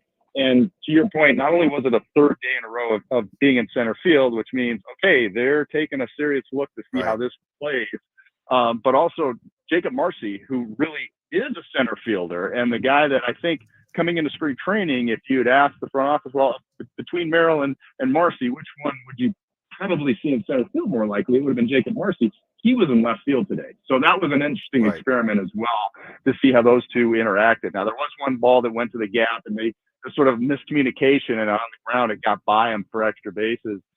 But other than that, they both did a fine job. And Jackson Merrill, for me, has been great in the outfield. It's been fun to watch. And if I can transition to the hitting side of it real quickly, he had a base hit today. It was a two-strike hit. Imagine that. This kid has such a great two-strike approach. But he actually had another at-bat today, which ended up being an out. It'll just be in the scorebook as a ground out. But he fell behind the count 0-2. And he worked it to 3-2. And he did it by fouling off at least six pitches, some of them really well located. Fastballs in on the hand. They tried the backdoor breaking ball. They tried elevating the fastball. And all of them, he was able to get a piece of and just work. And I think, to me, that was, even though it ended up being an out, it was just a clinic on a two-strike approach, being able to foul pitches off. It turned into a productive out, forcing the opposing pitcher to throw 10 or 11 pitches, of some pretty nasty ones too. And it's just, I think, symbolizes what type of a hitter this young kid is, right? He is a hitter first. Eventually the power is going to show up. He prides himself on his approach to the plate. He prides himself on his eye. He prides himself on being able to work counts like I just described. And again, those are the type of things that hopefully play at every level. And the way he's going right now, Sam, I don't think you would disagree. He's a guy that is making a serious bid to break camp with this ball club. Yeah, no, I totally agree with you, Scan. Again, we're joined by Bob Scanlan, Padres TV broadcaster here on Gwynn and Chris 97.3 The Fan. Scan, let's finish up with this. No secret, the final two rotation spots. A lot of guys in the mix. Randy Vasquez today, he's in the mix. 3 innings, 1 earned run given up today. The other names, Avila and Waldron and Brito and maybe some other guys too. The other day, Mike Shildt was asked who's in that mix, and he said who isn't, right? So there are a lot of names. There are a lot of names in the mix. Scan, just generally finishing up here, at least at this point, 2.5 weeks in, under 2 weeks to go until this team leaves for Korea. How do you view this group right now competing for those 2 spots? I think it's still a free-for-all, really, because no one has pitched. I don't want to say anyone's grabbed it, right? But at the same time, nobody has given it away. I mean, everyone has really pitched well and kept themselves in the hunt, which is a nice thing. To take a guy like Matt Waldron, for example, I think he's come into camp looking so much more advanced than what we saw at the end of last season. He's confident with that knuckleball. It's dancing all over the place. He's using it early in the counts now as well, not just late. But even more importantly, his fastball and slider command have also gotten better to go with it. So you look at all of these guys and you just feel like they've all got a shot. I loved watching Johnny Brito throw. What a clean delivery, and just gets at both sides of the plate every single time that he wants to. So I think the battle is on. And I think so far it's all because everyone's pitching well, not because everyone's pitching poorly and like, oh, okay, which of these tough options do we need to go with? And hopefully it stays that way till the end, because if it does, not only do they have the option, they can't go wrong with picking whoever they pick to be in the top 2, but one of those or 2 of those guys go to the bullpen. That gives you additional depth there. And no matter who starts it, Sam, I think, let me know if you disagree, but I think at some point, all of these guys will probably get a chance to get some starts. Just because of the rotating guys through the innings issues that might come up with certain guys. So it's good that the Padres have that kind of depth, and I think they're going to be using it throughout the season. Yeah, great point. Absolutely. The innings part of it may play a really big role. Scan, appreciate the time, my friend. Thank you for doing this. I will see you tomorrow morning. Thanks so much. Great job pinch hitting, Sam. Thanks for having me on. All right, that is Bob Scanlan joining us from here in Arizona. I'm here in Arizona too. We are done with 2 hours. Little solo Sammy for you on a Friday. Gwynn and Chris. When we come back, Sammy versus the fans. Maybe some of your phone calls, Padres thoughts coming up. You're listening to San Diego's #1 sports station, 97.3 The Fan.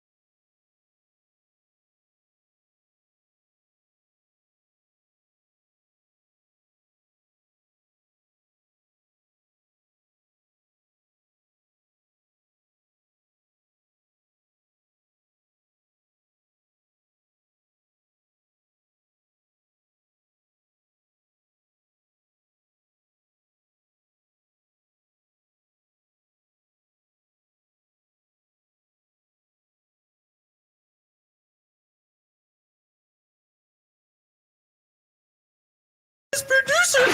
Gwynn Chris starts right now on 97.3 The Fan.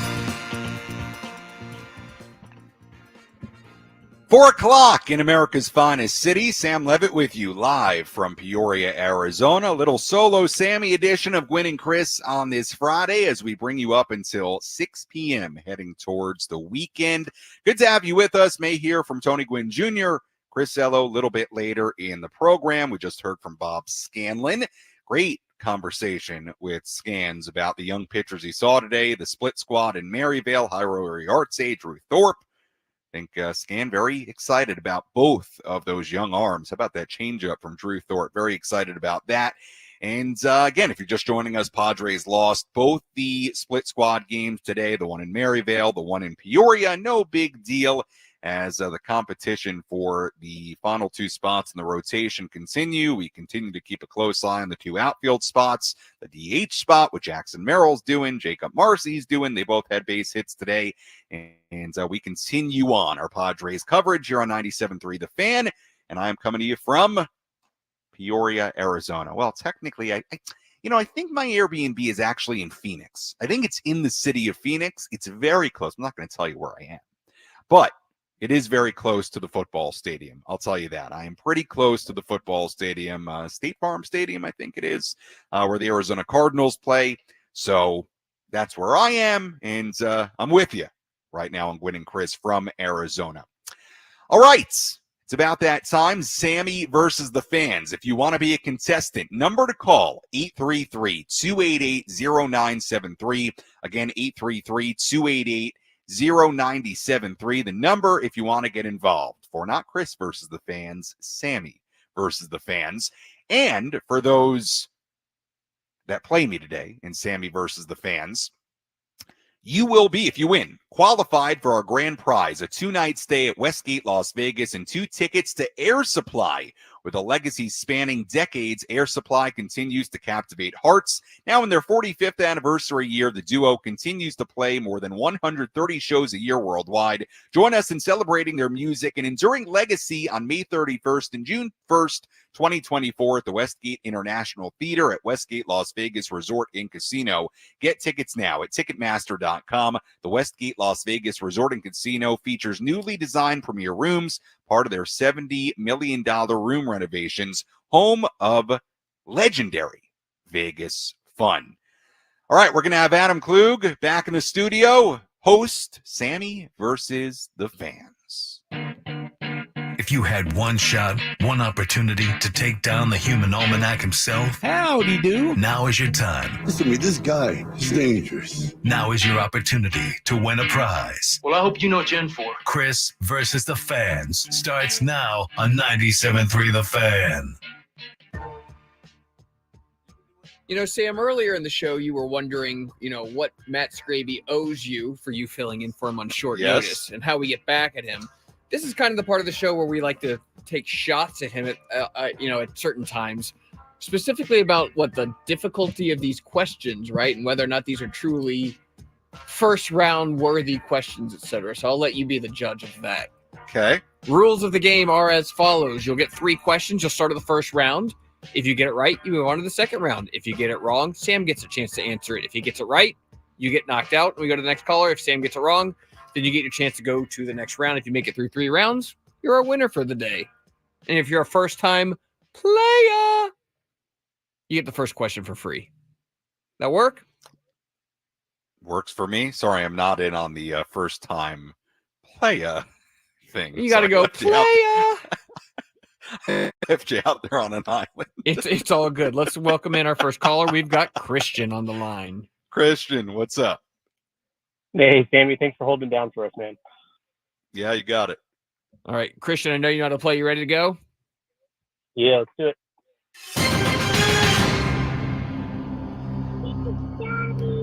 All right.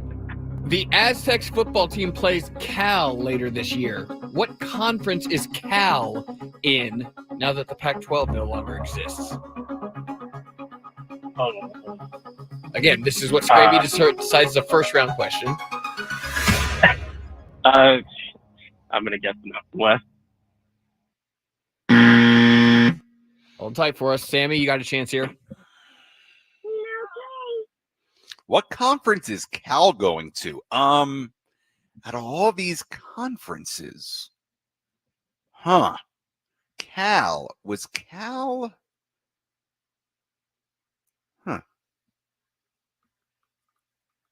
Need an answer Cal here. football, Adam? Cal Yes. football? Yes. Are they going to? This is supposed to be a layup question. Come on, Scraby. They're going to the Big 12? Oh, Big 10? Christian survives. Cal is going to be in the ACC because nothing screams Atlantic Coast Conference like the University of California. What? Wow. I should have got that one. This That's is realignment bad. for you. Okay. All right. Question number 2.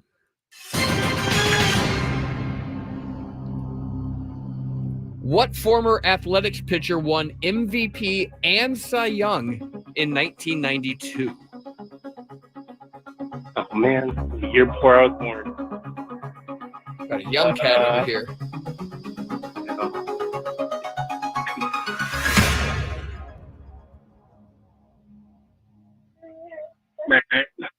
What'd you say? I don't have an answer. I'm gonna have to give you a buzzer on that one. Sammy, what former A's pitcher won MVP and Cy Young in 1992? MVP and Cy Young. 92. MVP and Cy Young. Is it Dennis Eckersley? There you go. Dennis there we Eckersley. Thanks for There playing, we go. Christian. All right. Yeah, that was not that hard.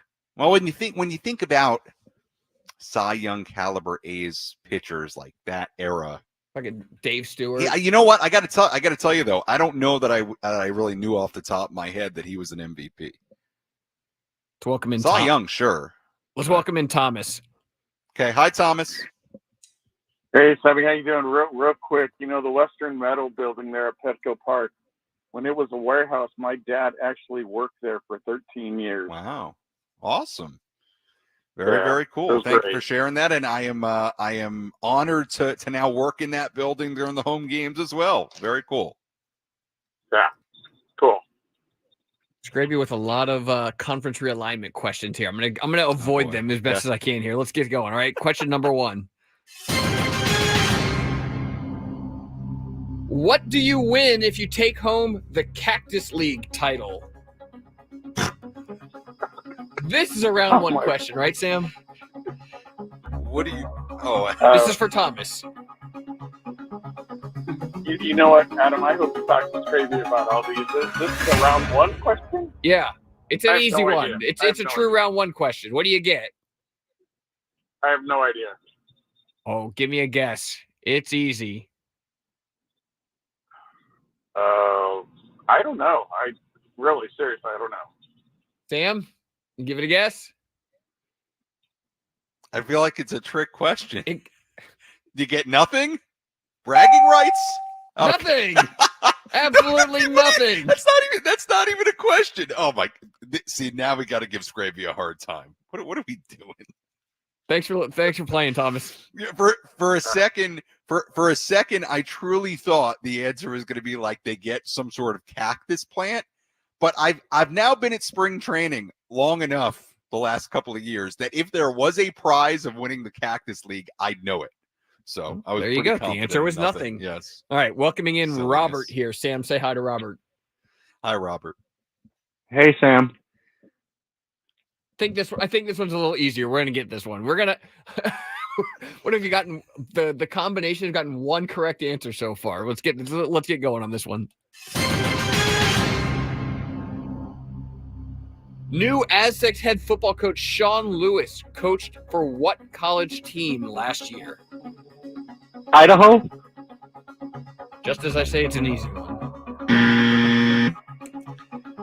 Adam, what is Colorado? Someone's been paying attention to their college football. Thank you, Sammy. Let's bring easy. on Brandon. Say hi to Brandon. Hi, Brandon. What's up? What's up, Sam? What's up, Adam? Hey, what's up, dude? Thanks for listening. Here we go.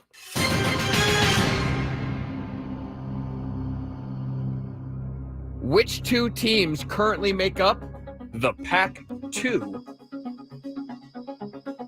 Oregon State and Washington State. Very good.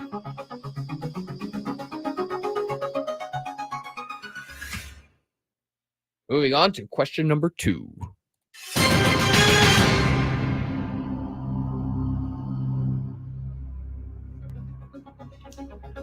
How did the Padres acquire Jacob Marcy? How did he become a member of the Padres organization? Did they draft him? Sure did. 2022. That's a second round question. Scrappy, what do we do? All right. All right, round 3.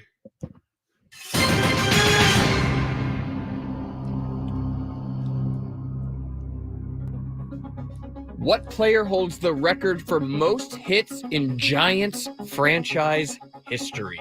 Giants franchise hits leader. How about Willie Mays? I'm sorry, did you say Willie Mays? Yeah. We got a winner. All right.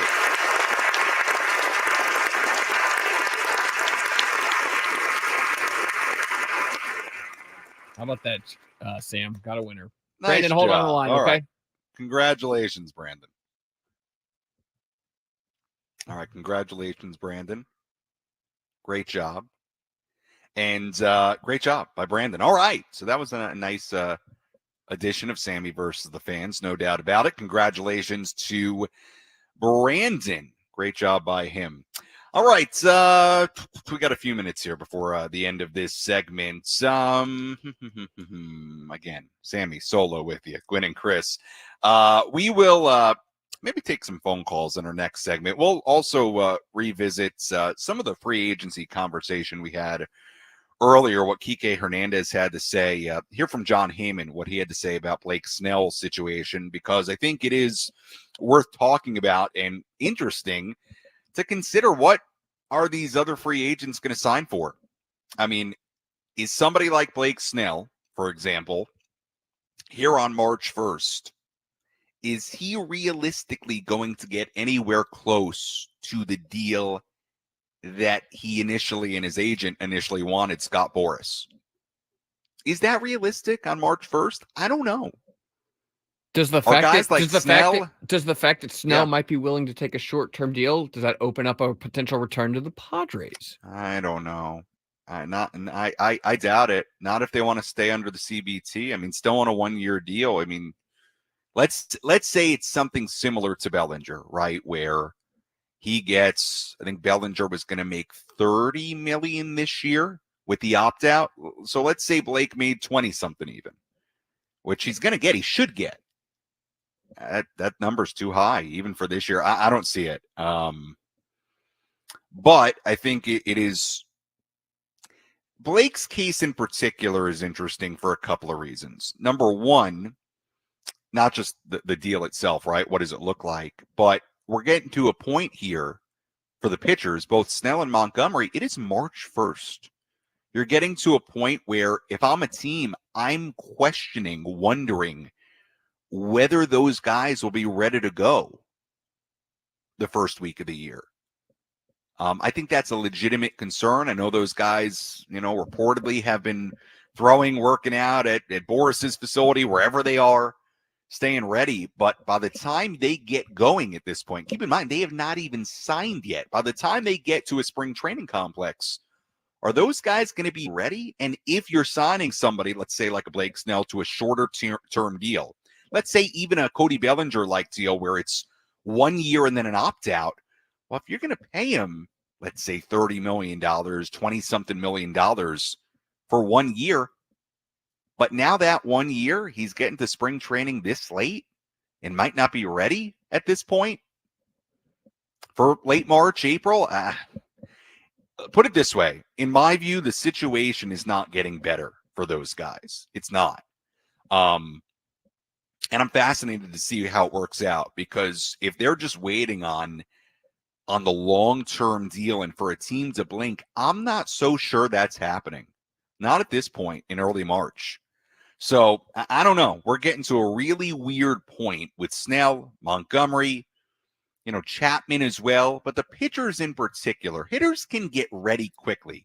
Maybe they're not as ready as they would be during a normal spring training, but you see enough pitching, you get live at bats, you get in some games, and maybe you're ready to go. Pitching, you have to ramp up. You have to go through a progression. There's not much rush to that. There isn't. So if you're bringing Snell or Montgomery in on even a short-term deal, I mean, are you wondering about the first year of that deal now? Very, very interesting and odd situation, really is. So we'll play that from Jon Heyman. I'll also start taking your phone calls, and we'll mix in some spring training content here as well.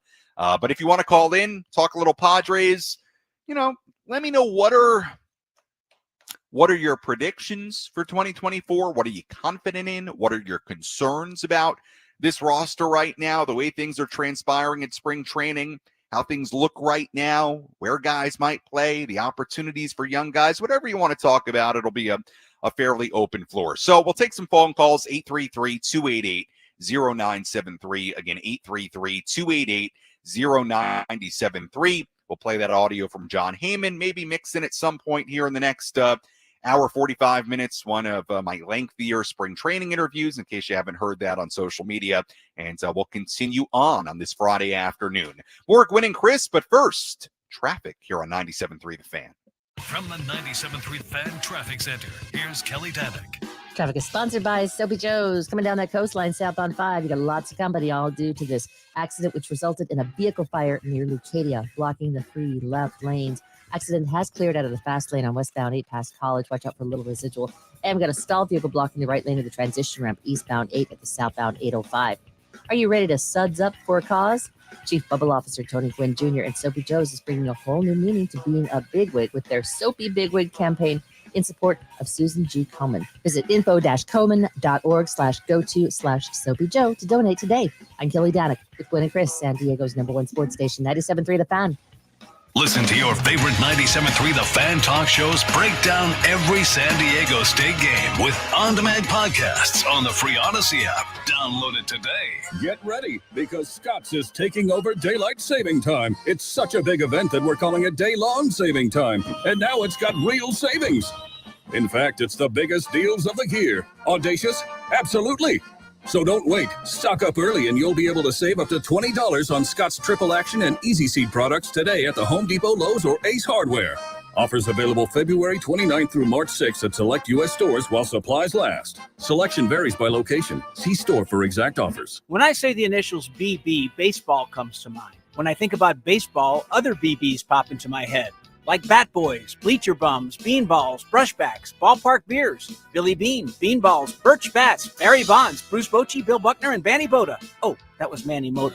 And then there's Busy Bees Locks and Keys. For personal or business locks and keys, all you need to remember is BB. That's Busy Bees. Get your keys from the bees, Busy Bees Locks and Keys. That's Busy Bees. It's February, the month of love. Old love, new love, whatever love is. Get your lovin' butt to Team Kia of El Cajon. You should be driving a Kia from El Cajon Kia. Team Kia of El Cajon. Your credit, good or bad, is our love. And never a problem. Even if you're a first-time buyer, have a past bankruptcy, late on payments, or currently stuck in a lease, we love approving you and giving you up to 120% more than KBB fair market value for your trade. So if you have a job clearing $450 per week, we want to approve you for a new Kia. Or lease a new 2024 Kia Forte LXS, just $179 per month. Or K5 LXS, just $269 and only $39.95 due. That's less than a week of groceries. Team Kia of ElCajon.com. On approved credit, not all will qualify, plus tax, title, license, and $150 title and registration processing fee. $39.95 due at signing, 36 months, 10,000 miles through KMF. Negative equity refinanced any loan. Rebates and incentives to dealer. Offers not in combination. Expires 3/4/24. We'll be right back in 2 minutes. Stick around for more Gwynn and Chris. I have diabetes. I'm at risk for pneumococcal pneumonia. I have asthma. I'm at risk too. If you're 19 or older with chronic conditions like asthma, diabetes, COPD, or heart disease, or are 65 or older, you are at increased risk for pneumococcal pneumonia. Ask your doctor or pharmacist about Prevnar 20, pneumococcal 20-valent conjugate vaccine, a Pfizer vaccine that can help protect you against pneumococcal pneumonia in just one dose. Even if you've already been vaccinated with other pneumonia vaccines, Prevnar 20 may help provide added protection. Prevnar 20 is approved for adults to help prevent infections from 20 strains of the bacteria that cause pneumococcal pneumonia. Continued approval may depend on a supportive study. Don't get Prevnar 20 if you've had a severe allergic reaction to the vaccine or its ingredients. Adults with weakened immune systems may have a lower response to the vaccine. Side effects include pain and swelling at the injection site, fatigue, headache, muscle, and joint pain. For full prescribing information, please call 1-855-213-2138 or visit Prevnar20.com. I'm getting vaccinated with Prevnar 20, a Pfizer vaccine. So am I, because I'm at risk for pneumococcal pneumonia. If you're 19 or older with chronic conditions like asthma, diabetes, COPD, or heart disease, or are 65 or older, you are at increased risk for pneumococcal pneumonia. Ask your doctor or pharmacist about Prevnar 20, pneumococcal 20-valent conjugate vaccine. It can help protect you against pneumococcal pneumonia in just one dose. Even if you've already been vaccinated with other pneumonia vaccines, Prevnar 20 may help provide added protection. Prevnar 20 is approved for adults to help prevent infections from 20 strains of the bacteria that cause pneumococcal pneumonia. Continued approval may depend on a supportive study. Don't get Prevnar 20 if you've had a severe allergic reaction to the vaccine or its ingredients. Adults with weakened immune systems may have a lower response to the vaccine. Side effects include pain and swelling at the injection site, fatigue, headache, muscle, and joint pain. For full prescribing information, please call 1-855-213-2138 or visit Prevnar20.com.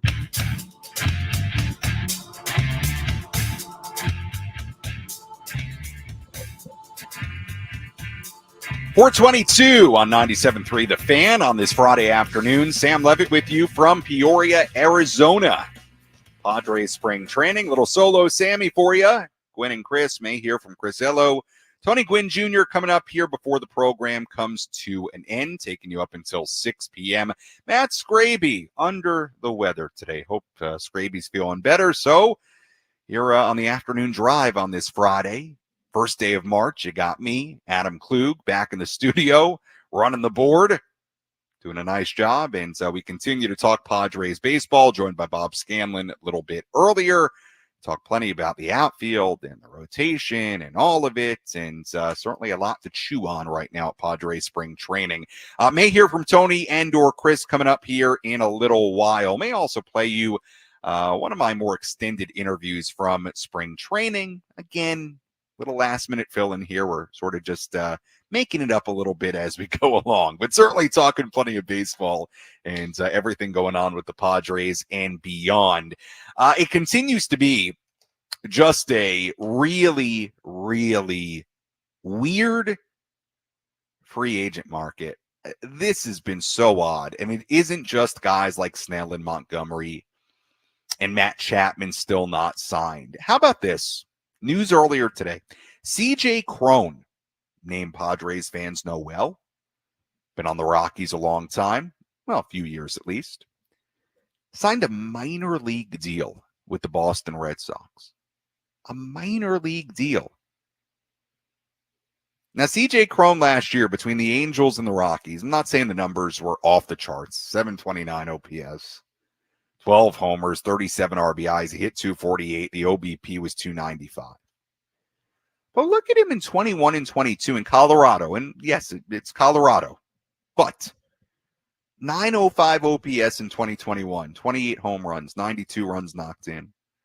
OPS was way down in 2022. He was an all-star. 783 OPS, 29 home runs, 102 RBIs. I'm not sitting here telling you that C.J. Cron is a tremendous offensive player. Not telling you he's going to win you a World Series. He's going to be the ultimate difference maker. But he's a major league player, is he not? He's a major league power hitter at the age of 34 years old.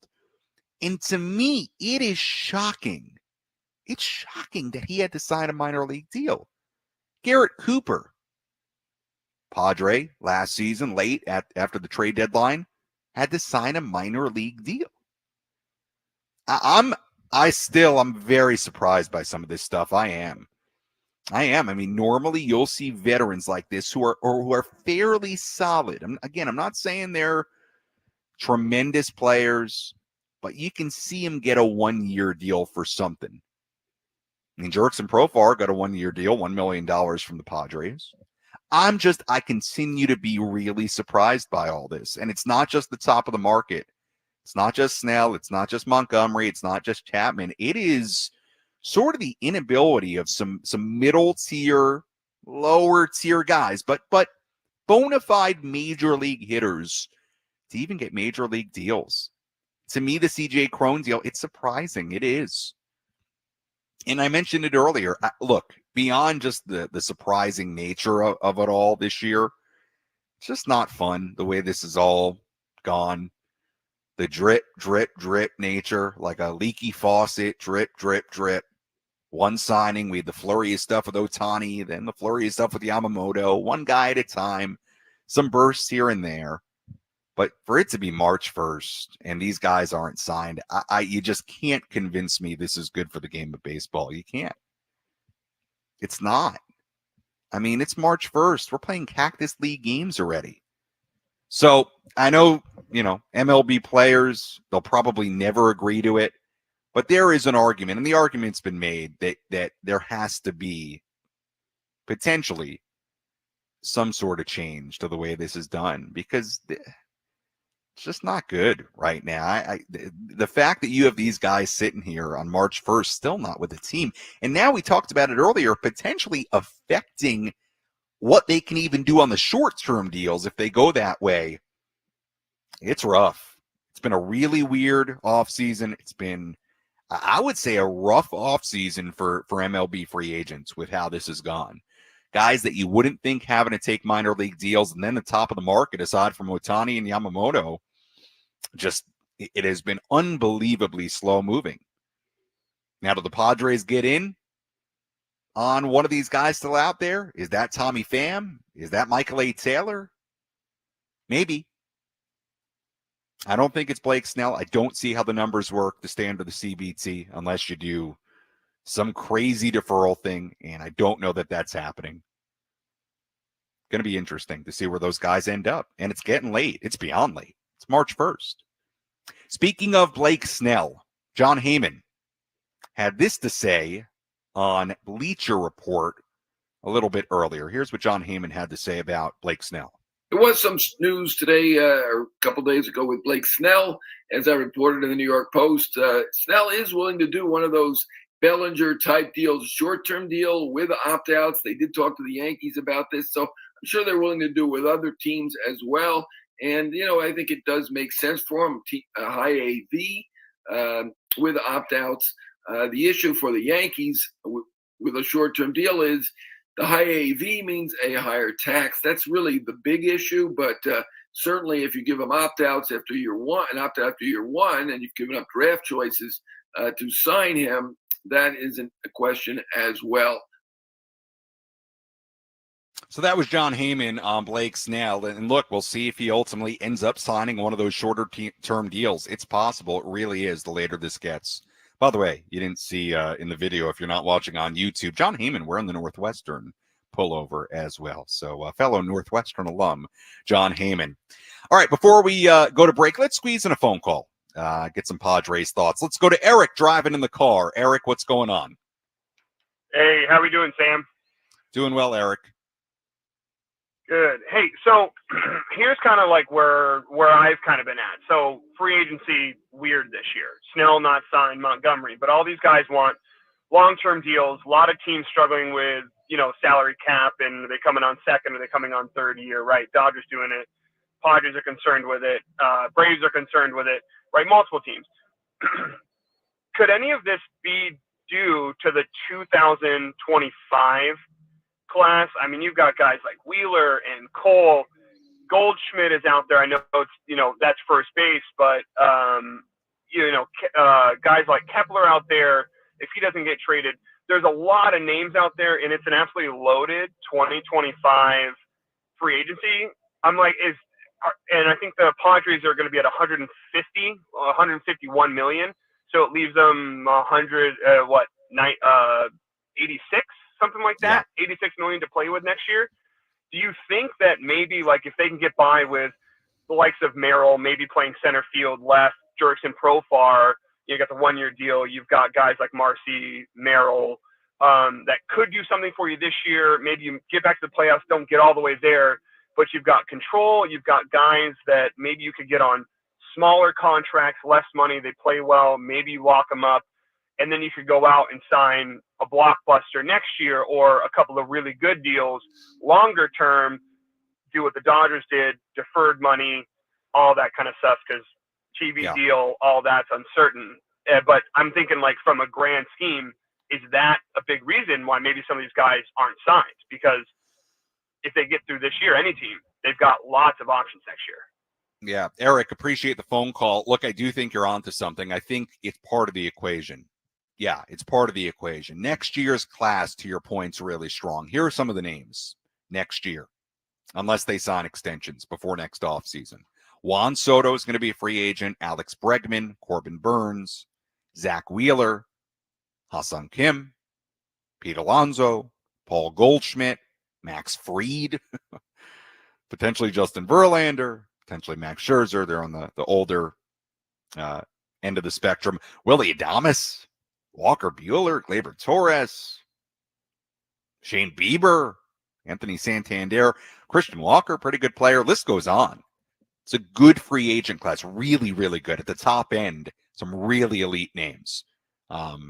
Better than this year's overall, even despite Ohtani, Yamamoto being available this year, Bellinger. I think it's part of it, Eric. I think it's a mix of a lot. I think it's part next year's free agent class. I think it's part the uncertainty around TV revenue. I think that's a big part of it. I think it's part that you have a few teams that in the last few years have spent a lot not spending all that much. The Padres obviously included. The Mets, the Rangers, or a couple other teams you can mix in there. There are a handful of teams that are just not spending right now like they have in the past. And I think that's contributed to it as well. Look, in the Padres case, it's going to be fascinating, especially if they roll with the young guys from the outset here, or at least at some point this season.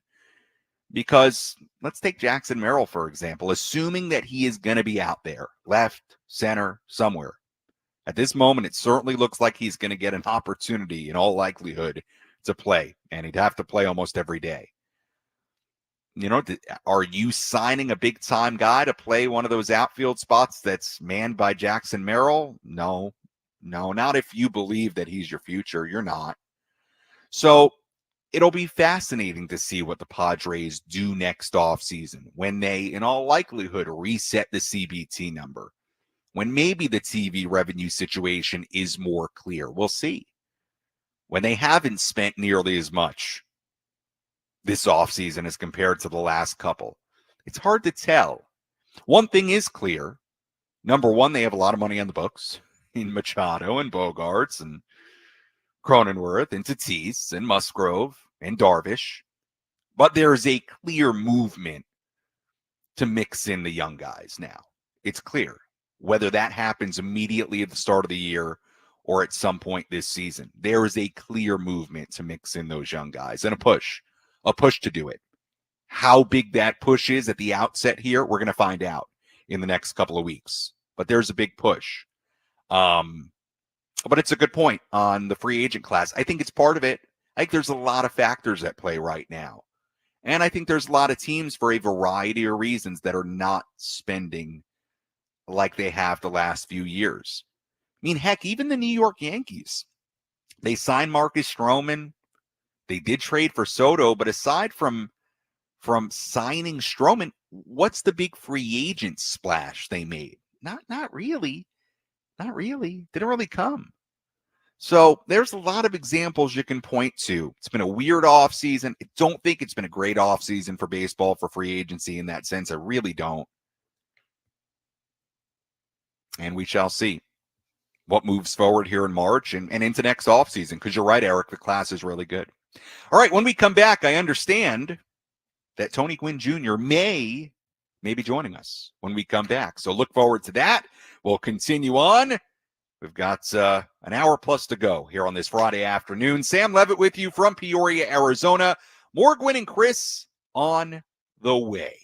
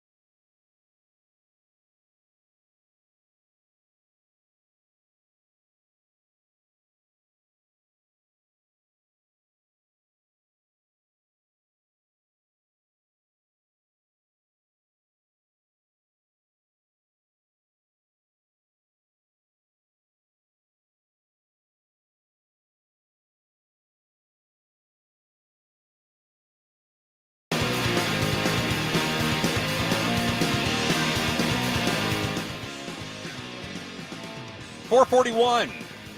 Gwynn Chris, 97.3 The Fan. Sam Levitt with you from Peoria, Arizona. We'll have the Big Five coming up in just a moment. Also, a special guest. Well, not really a special guest. His name is on the program. Tony Gwynn Jr. will join us in a moment as well. But first, let's check traffic. From the 97.3 The Fan Traffic Center, here's Kelly Danick. Heading out of Hillcrest, got a crash northbound side of the 163 at Washington Street. It's blocking up middle lanes. Also going to find on southbound 5 in the South Bay before the 805 collision over to the right shoulder. Also an accident southbound 5 just past Camino de la Plaza. 2 vehicles involved in this one. It's over to the right shoulder.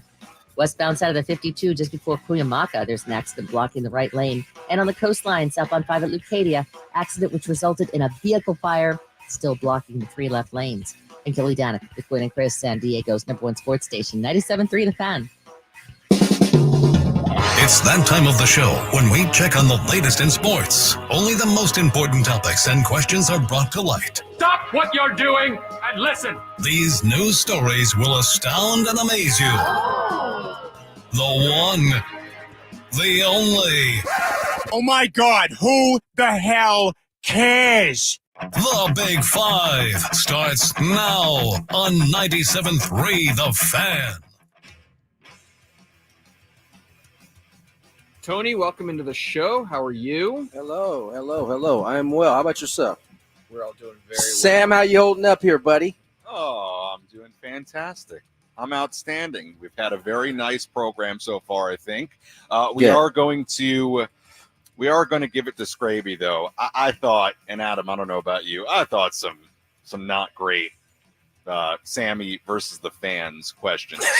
So no surprise there. Some of them were bad in general, and then others were like, "There's no way this is a round Tony, one question." Oh, we'll hold off because we got to get to the Big Five. But Tony, the next segment, I'm gonna tell you what one of them was, and you're gonna go like unbelievable. Yes. I'm looking forward to hearing how Scraby messed this one up. All right, guys, let's get it. Number 5. AJ Cassavell wrote yesterday that he thinks Jake Cronenworth should hit third in the Padres lineup. From his MLB.com article, quote, Cronenworth's presence at number 3 breaks up the righties, gives the Padres more favorable matchups, and it puts their biggest bats in the most leveraged lineup spots, end quote. AJ's top 5 goes like this: Tatis, Bogarts, Cronenworth, Machado, Kim. Tony, let's start with you. Where do you think Jake Cronenworth should hit in the lineup? Second. Ooh, where I think spicy. He should hit. I don't think that's that spicy. You got Toddy hitting first. You can slide Crone there. He's breaking up the righties there as well. I mean, he's only going to be able to break up one spot. Right. I like Toddy there at the leadoff spot, if that's where you're going to hit him. And then you can go Cronenworth, Bogarts, Manny, Kim. Am I forgetting somebody? No, yeah. No. That's about right. Camposano. Yeah, I mean, that's where I think it should be right now. Sammy, that's at least the top. I'll go with Tony second. To Tony's point, you can only break it up once with the way the lineup is right now with your options. So, yeah, I'm fine with second. I understand what AJ's saying, but sure, I'll go with Tony. I'm going to go with the great Tony Gwynn Jr. Second. The thing is, I mean, to me, like, you're kind of just splitting hairs. I mean, right. You can only break up that top 5 and even 6 if Camposano is batting 6th once right now with the way it's constructed and the names you got. So second, sure. Number 4. Every player at the scouting combine every year has a media obligation. The NFL doesn't ask much of them in the way of interviews. Players are on the podium for 15 minutes or less, and some then go through the car wash with shorter interviews with the teams. Ohio State receiver Marvin Harrison Jr. made history on Friday. He became one of the first players, if not the first, to skip his media availability in the modern era of the combine.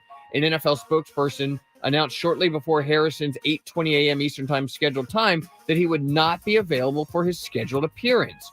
Chris Carter, former NFL receiver, said that Harrison was getting a body scan and tied up with the medical people but he never came out to do it afterwards. Sam, would this impact your opinion of drafting Marvin Harrison Jr.? It would not impact my opinion of drafting him because he's supposed to be a generational wide receiver talent. So is it going to mean I don't draft him? No, I think that's silly. I'd like to see him do the media if everybody else is doing it. You know, I just would personally, because I think it's important for our jobs. And look, if everybody's doing it, I think you should do it. But would it convince me or impact my decision to draft him? No, absolutely not. But I'd love to see him do it. That'd be nice. Tony, what about you? I mean, I really, Sam took the exact answer right on. I think it's kind of silly if you decide not to try to draft him because he didn't show up to media day. Can I blame Scraby again? Scraby wrote these? Sure, have at it. Blame Scraby. Nonetheless, I would like to see him out there, doing what everybody else is doing. But if he was, getting a body scan because a team, somebody asked him to get a body scan, then that's what it was. Number 3. Dan Patrick had Joey Votto on his show today, and Votto said he's been offered media jobs, but his focus is solely on finding a job as a player. Here's a little back and forth between Dan Patrick and one Joey Votto. Oh, so you might be an analyst. Your days playing are over? Oh, no. I'm here to... Let's get me a baseball job. Oh. Let's play some baseball. Okay. No, not an analyst job. No. Okay. So, Gentlemen, let's get me a baseball job. All right, we'll start with Tony. Can Joey Votto still help a team? Yes, I think he can. Had a healthy off season. I think that means a lot. I do. I think if somebody gets him a chance, I think they're going to be, getting somebody who can help him. He may not be able to do it defensively. He could be a good DH. I think he can still do it. Maybe I'm biased. What side of the plate does he hit from? What were we just talking about? All right. Left-handed. Sammy, what do you think? How much does Joey Votto have left in the tank? I think something. I mean, look, Tony made a good point. Remember, he was coming off surgery when he returned to the Reds last year. So he's coming off a healthy offseason. Yeah, he can help a team for sure. Now, I think what's interesting is, is he going to go to a place where they're not really a contender at all, where he'd hypothetically take at bats away from somebody? I don't know. I'd love to see him go somewhere. For Joey Votto, I'd love to see him go somewhere where they have a chance to win, and he can be somebody who plays a little bit, be a good influence in the clubhouse. Yes, I still think he can help a team for sure. And watching the video, and I understand people are just listening on the radio, he looks like somebody with that big bushy beard now. It's bushier than I think it's ever been. I cannot put my finger on who he looks like now, but it's quite a look for Joey Votto. But yes, he can still help a team. He can still help a team, I think. Yes. Yeah, I can't. It's hard for me to think that he can't help somebody. Number 2. One more point on it. San Diego Padres could use somebody who could play some first base and hit left-handed. I'm just saying. DH. That's what Adam I think was alluding to earlier. Left-handed hitter. Break up that lineup, right? I'll tell you what. I would love Joey Votto here. Wouldn't that be great, Tony? To have Joey Votto here inside that clubhouse. That'd be great for us. I do. I think he'd be great. Number 2. Reigning NL MVP Ronald Acuna Jr. was scratched from today's lineup for the Braves with what was called right knee soreness. Braves manager Brian Snitker said he didn't think this was a big deal and that Acuna would have probably played if this were a regular season game. But remember, guys, Acuna did tear the ACL in the same knee as this one back in 2021. What do you guys think? On a scale from 1 to 10, Sammy, how concerned do you think this is for the Braves and Ronald Acuna Jr.? I'll probably defer to Tony on this because That's Tony not how this works, Sam. Well, I understand, but Tony understands the ebbs and flows of spring training in the body better. I'm not concerned. The guy, did you see what he did last year? I mean, look, I don't know if this is a lingering effect of having ACL surgery. I have no idea, but after what he did last year, I have really no concerns. So unless they're telling me he's re-injured his ACL, which they haven't said, I don't think it's a big deal. My concern level is like on a scale of 1 to 10 is like literally a 1.5. 1.5. Tony, scale of 1 to 10. How concerning is this for Acuna? 1. I mean, this is the fact that he got through a whole season last year and nothing was wrong with his knee. I don't think the ACL decides to like wait 1 year before it's gonna start aching you. It just doesn't make a whole lot of sense. We'll see. I think this is just probably. I mean, he'll probably forever have something that doesn't feel like it did before the ACL. Probably have something there forever, and trying to get the body back into. He's not even like getting into everyday stuff. He's trying to build up to that. So I don't know. I say it's a 1 for now. Number 1. News came out yesterday that Iowa's Caitlin Clark would forego her final season of eligibility with the Hawkeyes and enter the WNBA draft, where she's expected to be the number 1 overall pick. Speaking earlier today about her decision, Clark said that she had gone back and forth on her decision, especially earlier in the season, but her choice became more and more clear as the year played out. Some people have surmised that Clark could actually make more money through NIL if she returned to college compared to what her WNBA salary would be. Tony, do you think Clark made the right decision to turn pro? Yeah, contrary to what some may believe, there are still some athletes that want to test themselves at the highest level possible. She's going to get paid regardless, honestly, whether she's in NIL or whether she's going to the WNBA. She's going to be immediately one of the top players, I would say, in that league. So, yeah, I think this is a good move for her. I think she's going to be challenged in a different way in the WNBA. And I think we'll all be tuning in to watch, and because of that, right? And so, I mean, shoot, it looks like she might be paired up with Boston, the young lady out of South Carolina last year. Yeah, there was number 1 pick as it stands right now. So who I think that'll be a lot of people will be tuned in to watch it.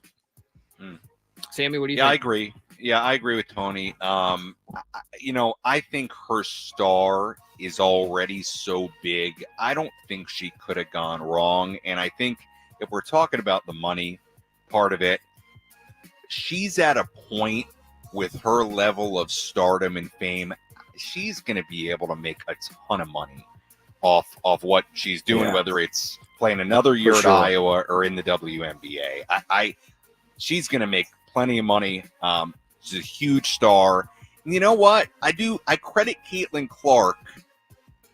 I think the easier decision would have been to go back to Iowa for 1 more year because she knows what she's got there. It's comfortable. She can obviously make a ton through NIL. But I like her kind of taking on the challenge, right, of going to the WNBA now. For sure. And for sure. Trying something new. I do. So she's such a star at this point. I think she's going to be absolutely fine. Good for her. All right.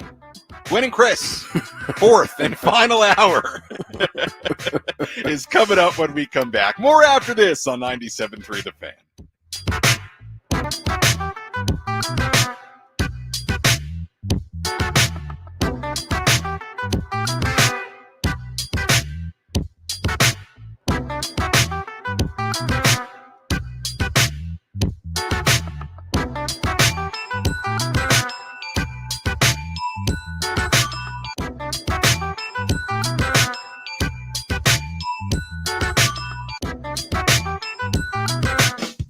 Hey, it's Craig from Manny and Elston. Join us as we talk Padres baseball from an analytical perspective each and every day. Listen to Annie and Elston weekdays from 10 to 2 on San Diego's #1 sports station, 97.3 The Fan.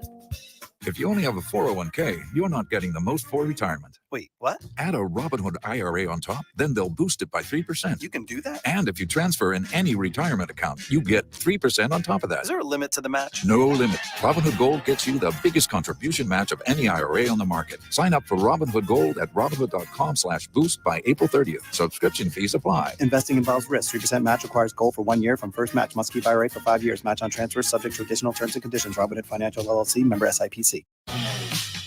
For the ones who work hard to ensure their crew can always go the extra mile, and the ones who get in early so everyone can go home on time, there's Grainger, offering professional-grade supplies backed by product experts so you can quickly and easily find what you need. Plus, you can count on access to a committed team ready to go the extra mile for you. Call, click Grainger.com, or just stop by. Grainger, for the ones who get it done. Why are you dressed like a hockey goalie in our living room? Well, you know how I said that we really needed to save more? So you're dressed like a goalie because you make saves? Yes. Maybe we should just go to Navy Federal Credit Union. They have tons of great savings and investment options like share certificates with sky-high rates. Oh, what a save! Grow your finances with the official military appreciation partner of the NHL, Navy Federal Credit Union. Our members are the mission. Savings products insured by NCUA. Investment products are not insured, not obligations of Navy Federal, and may lose value. At Cox Mobile, we know you're smart. You brush your teeth in the shower to save time, make coffee ice cubes for your cold brew, and wear goggles to cut onions. You also added Cox Mobile. So smart. Now you're running on the network with unbeatable 5G reliability and saving on your Cox internet. It's ingenious, just like you. Aw, thanks. Cox Mobile, the smart way to mobile. Cox postpaid internet required. Cox Mobile runs on the network with unbeatable 5G reliability as measured by Ookla LLC in the U.S. to H 2023. Other restrictions apply. Learn more at cox.com/mobile. This year, Dell Technologies wants to help you do amazing things with their best tech. For a limited time only, save on select next-gen PCs like the XPS 13 Plus, powered by Intel Core processors, and more. Plus, curate your dream setup with great deals on select monitors, mice, and more must-have electronics and accessories. When you shop online at Dell.com/deals, you'll have access to leading-edge technology to match your forward-thinking spirit and free shipping on everything. Again, that's Dell.com/deals. KFC's new smashed potato bowl is out here looking like an absolute snack. For just $3.49, you get crispy secret recipe fries topped with creamy mashed potatoes, cheese sauce, bacon crumbles, and even more melty cheese. If you're looking to smash your hunger, grab KFC's new smashed potato bowl for just $3.49. For a little extra, add nuggets to the mix. It's finger-licking good. Prices and participation may vary. Tax, tip, and fees extra. Social media is a great place for fun, jokes, and tons of Padres content. Are you going to discipline him or not? Ooh, discipline, kinky. Follow us on Facebook and Instagram at 97.3 The Fan for the best Padres content anywhere. At least now you guys have something to talk about. KWFN and KWFN HD1 San Diego. This is Jake Cronenworth. And the Padres in front. It's 5-3. Padres play here on San Diego's #1 sports station. 97.3 The Fan. Always live on the free Odyssey app. The workday is coming to an end. It is 5 o'clock. I will see you all tomorrow. But Gwynn and Chris are just getting started. Sports talk it is. Your hosts, Tony Gwynn Jr. Top 5 characters, Scorpion. Get over here. And Chris Ello. In the audio. Oh, my goodness gracious. Can we start the show over again, please? It's time to get you up to speed on all things sports. Yes! With plenty of nonsense in between. Oh, look! Here comes our fearless producer! Gwynn and Chris starts right now on 97.3 The Fan. What's up, San Diego? Welcome back in to Gwynn and Chris. Tony Gwynn Jr. Sam Levitt has been holding it down since it was a one-man show. As Chris is stuck in traffic somewhere. Scraby is not feeling great. And I was working myself through traffic here in Phoenix, Arizona. Nonetheless, Sam, I appreciate you picking us up like that, man. Of course, my friend. Enjoyed it, had a good time, and we had some fun, I will say. Covered some good topics. We talked to Bob Scanlan about the game in Maryvale today, the young pitchers, Jairo Uriarte, Drew Thorpe. I'll say one of the highlights. Before we get go into ahead. that, you had promised to give me a Scraby question. Oh, yes. Well, give that whole situation to me. Okay, please. so we did not Chris versus the fans, but Sammy versus the fans at 4 p.m. We had a good contest. We got through a number of contestants, and we did have a winner, so that was good. I'll say this: out of the times I have been on the Gwynn Chris program, this was one of the overall weakest group of questions I've seen. But the weakest of the week was the question was, what does a team get if they win the Cactus League? That was the question. What does a team receive if they win the Cactus League? And you guessed it, it was basically a trick question because the answer was nothing. Yes.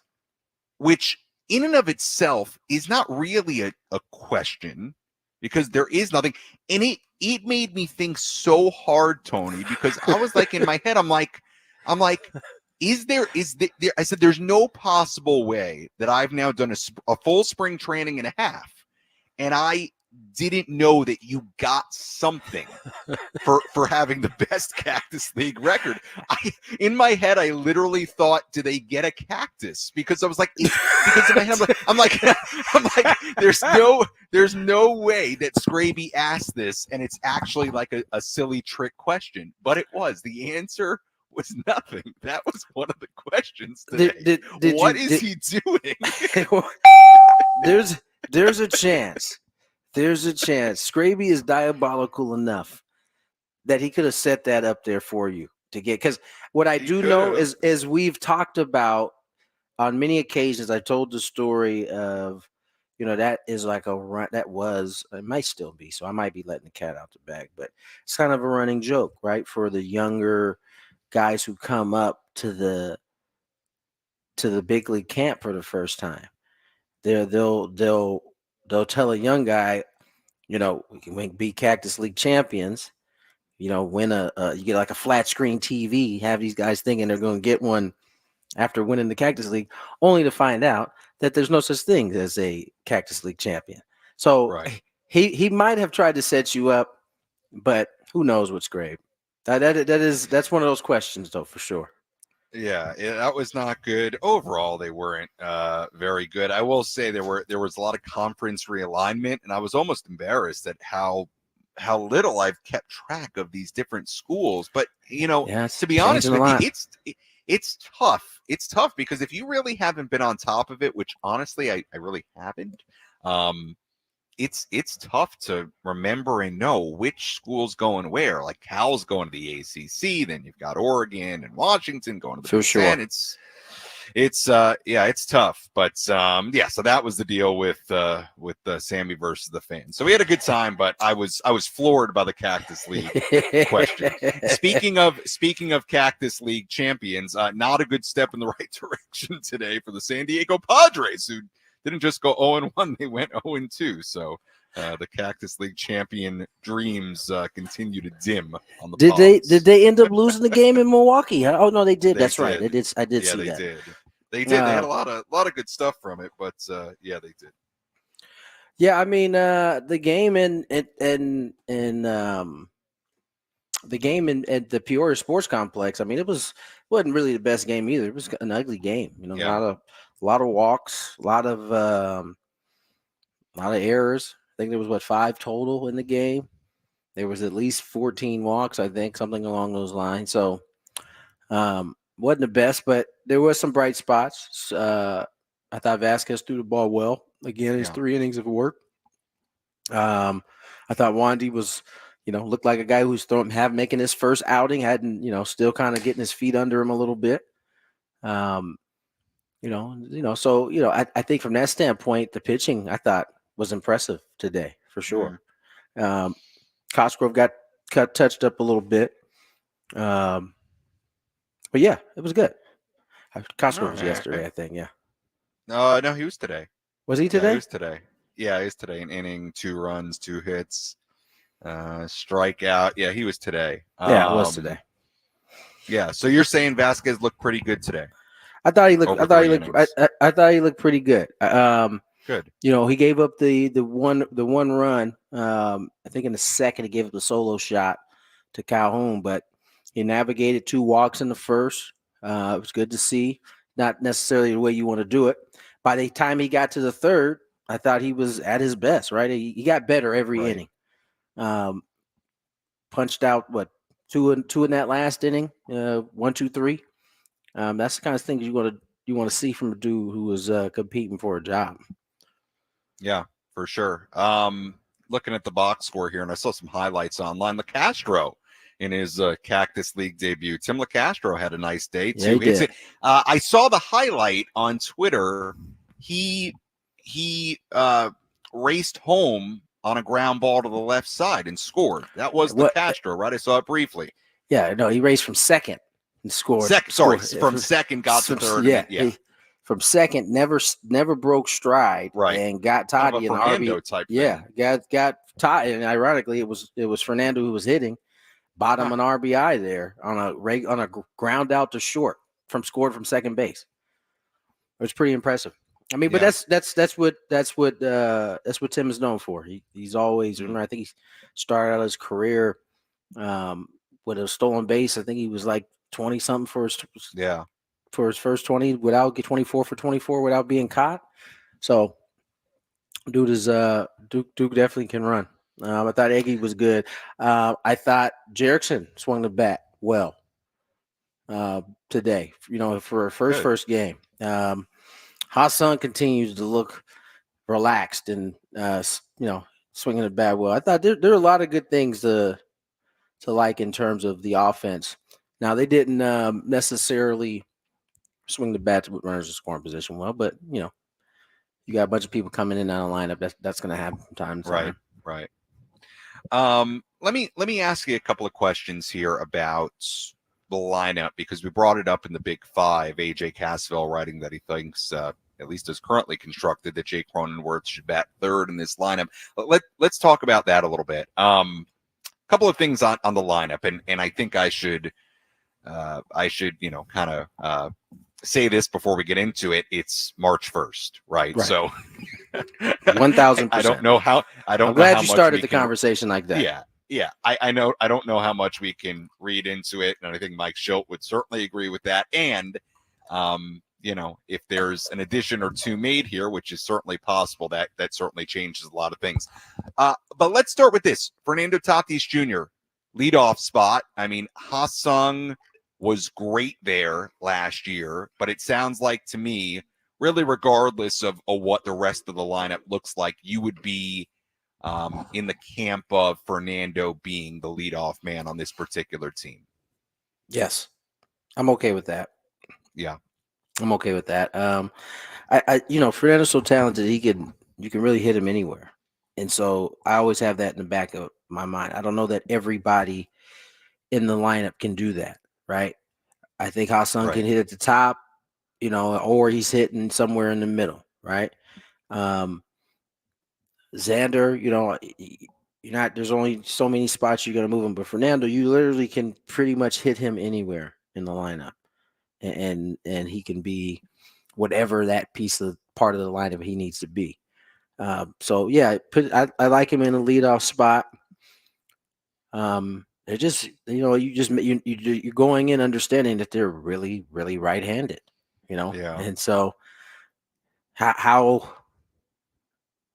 do you, is it that big of a deal to be able to break up, you know, the righties? And I think you can make the argument that, yeah, there's going to be one, it's either between the first and second, or it's between 2 and 4, right?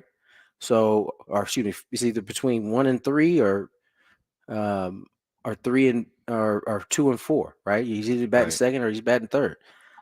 I think it at the top, you're trying to set the table for those dudes there. Is Jake gonna be your guy that's driving in the runs? Is that the idea there. I Right. I think. I think ideally he's more of a table setter. Exactly. Right. I think so. Yeah. I think that takes some pressure off of him too. Put him in a 3-hole. Remember, he's coming off of his worst season. Put him in the 3-hole. That's putting the pressure right back on him. Why not put him in a 2 spot where he can can do a little bit of everything? Yeah. I mean, at least that's my thinking.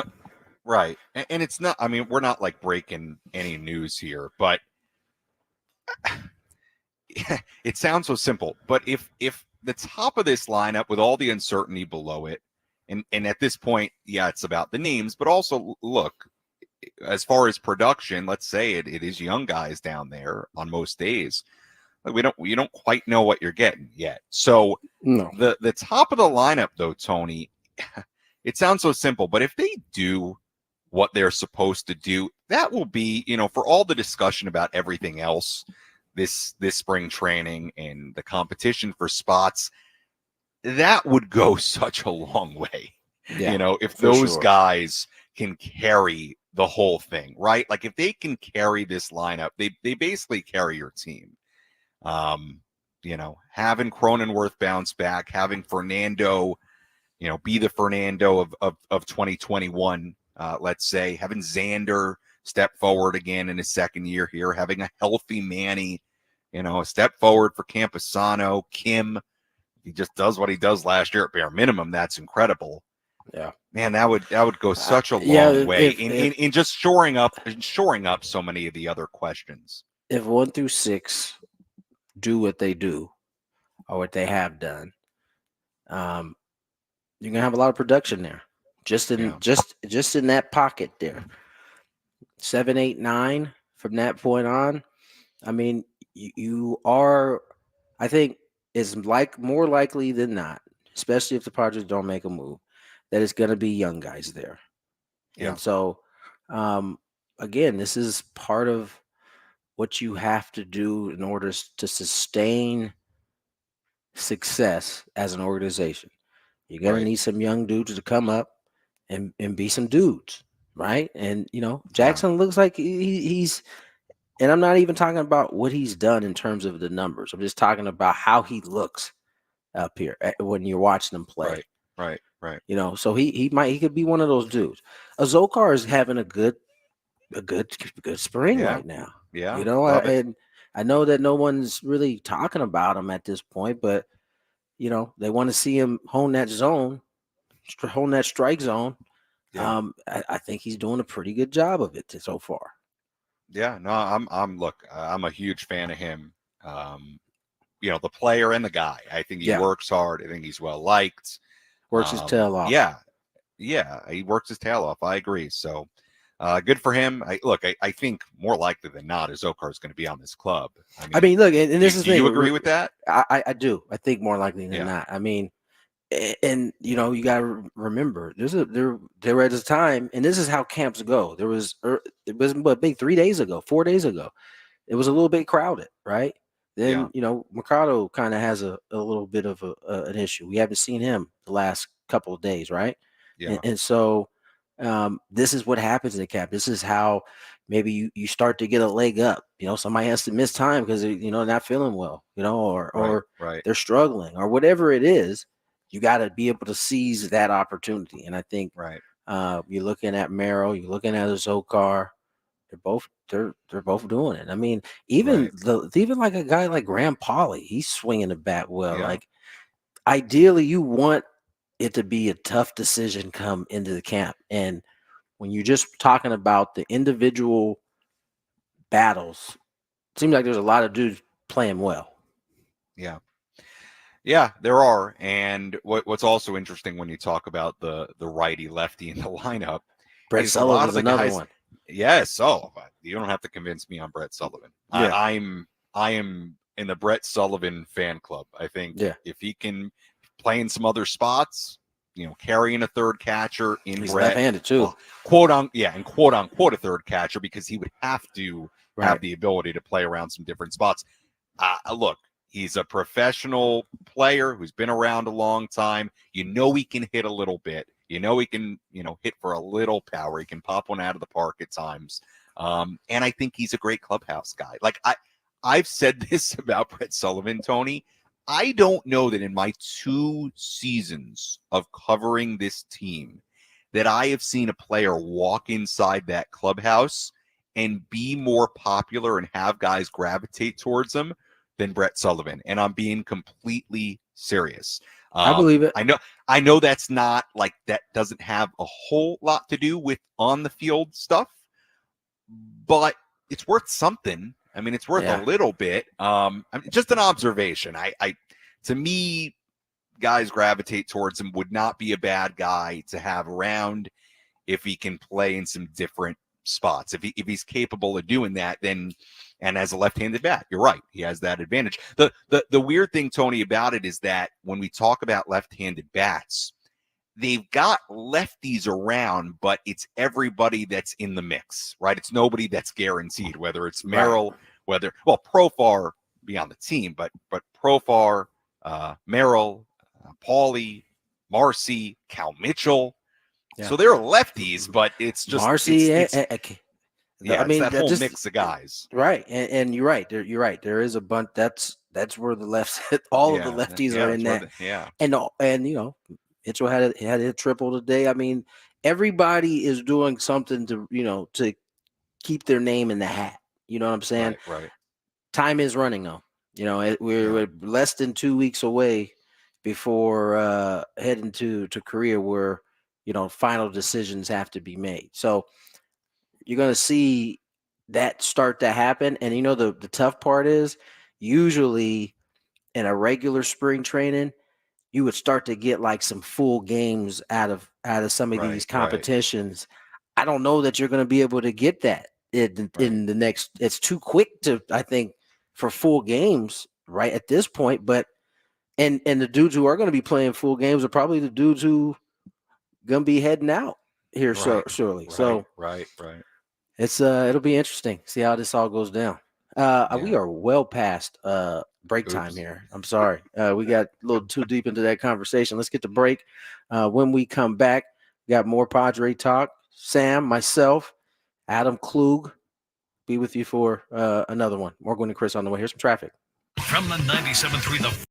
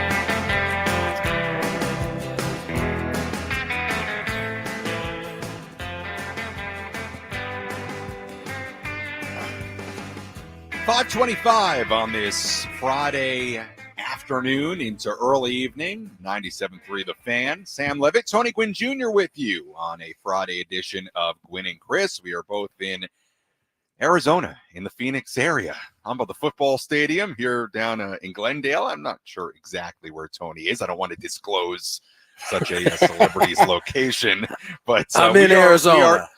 Oh, you're in Arizona. I think though I do know this. We are pretty far away. I think right now during rush hour on a Friday, it would probably take us about an hour at least to get to one another. At least it took me about an hour and some change to get home from the game. So, yes.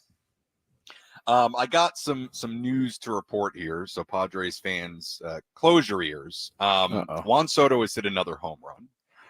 It is spring training, I do want to mention, but he did hit another home run for the Yankees in the Grapefruit League.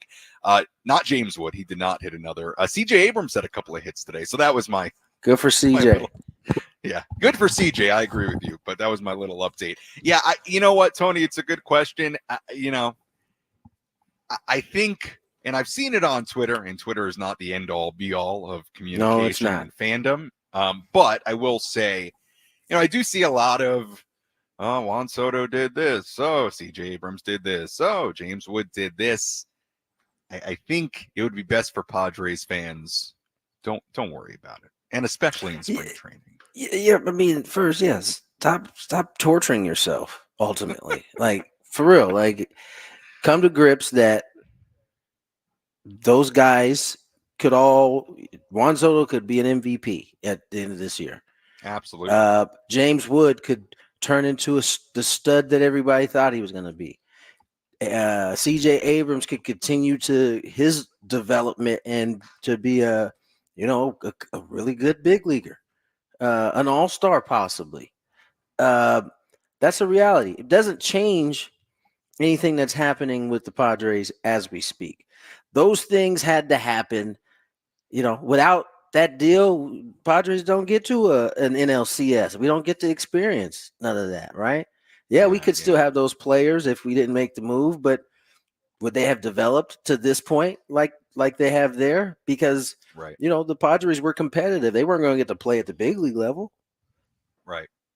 Yeah, so, I think don't torture yourself, folks.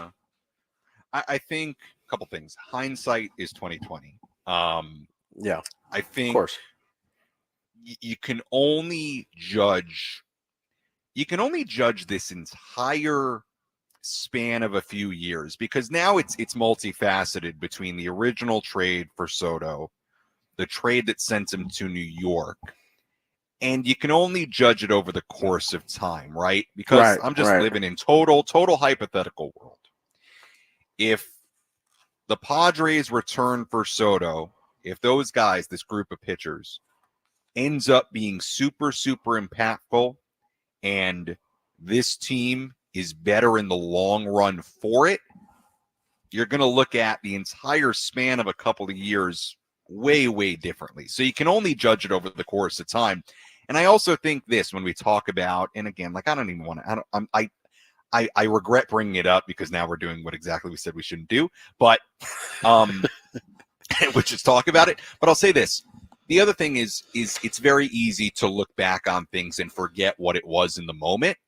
Right. And there was not a single person I remember, whether it was us, whether it was fans, that in the summer of 22 thought that was the wrong move to trade for Juan Soto, right? Everybody, and I mean everybody, thought it was the right move. And I think it was the right move.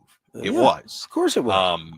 Yeah. I mean, look, could you have predicted a season plus later that he'd be in New York? You couldn't have predicted that. But I mean, you things could change, circumstances change. So I see. What I do remember is when they made this deal, everybody talked about the fact that, well, the Padres could flip him at some point, right? They could decide, or they could just take it all the way down, run the clock out, and see where the Padres landed. Circumstances changed a little bit, right? And so, even if that was the case, there was always the possibility that he was going to get moved before, because everybody knew how much money he was going to get, even at that time. And even with the money that the Padres had spent, there was many folks thinking, well, they're not going to be able to do 500 or 400, 450, whatever the number is, because I think he turned down 450, if I'm not mistaken. 440, yeah. 440, yeah, something along those lines. So, I mean, whatever that number was, right? Yeah. There was always a possibility that he got moved. So I think we're getting a chance to, as you said, only time will tell, how this deal turns out. But Brito certainly looks good. Vasquez certainly looks good. Michael King certainly looks good. Thorpe dealt today. He had two more innings of with 4 punchies, I think it was. 4, yeah. Yeah. So we talked to Scan earlier. And the first part of my conversation with Scan was about Iriarte and about Thorpe. And Scan, he loves that changeup, and it's getting swings and misses. I mean, I saw he struck out Willie Adames, got him down to a knee. Like, it's no surprise. We heard when the trade happened that changeup was elite. And it certainly looks like that so far. Now, he spent 1 year in pro baseball. But look, I think, Tony, when you have that type of pitch and you're having that kind of success, it's not out of the question. You could see him, I don't know if that's this year. I don't know if that's late this year. Yeah. If I were a betting man, I wouldn't say it's this year, but so far, so good, I guess, is the point in what was one of the centerpieces of that trade. I've been really impressed with the young guys, the quote unquote young guys, like the Marcys, the Paulies, you mentioned Thorpe. I mean, there's a ton of them. They've all looked the part too. So I know we gotta get to break, so you might want to take us there. Yeah. Brother. Yeah. When we come back, we'll talk a little bit more about that, the young guys. We'll finish up the show on that. I also want to talk to you about free agency and how that continues to evolve. And I think you'll have an interesting perspective on it as a former player. A couple of things that we touched on earlier in the show. Final segment of the week coming up here on Gwynn and Chris. Sam Levitt, Tony Gwynn Jr. in Arizona at Padres spring training. We finish up this Friday after this.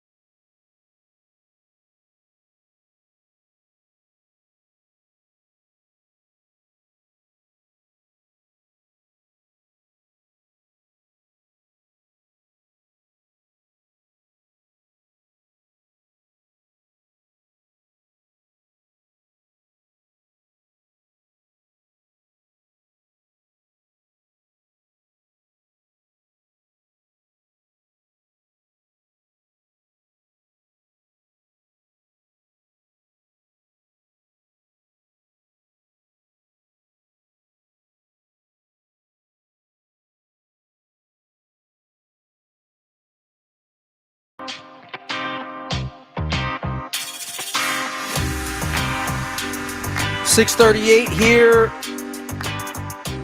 at the desert. 5:38 back at home. And I assume beautiful San Diego. I don't know what's the weather like out there, Adam? It was a gorgeous day today. Boom. That's not a surprise. It's kind of how we do things back home. Sam and I talking a little bit about the youngsters for the Padres. Quite a few of them. Some of them homegrown. Some of them signed via free agency. We talked a little bit about Paulie. We talked a little bit about Thorpe. I think, look at a guy like Cal Mitchell, who was a first rounder for the Pirates from San Diego. He's had some success here as of late. There's all the pitchers. I mean, there hasn't been really any young pitchers that have thrown the ball that haven't had some success. So yeah, including guys like Estrada, Sandridge. I talked to Sandridge today. Really, really interesting story. And good stuff too. Really interesting story too.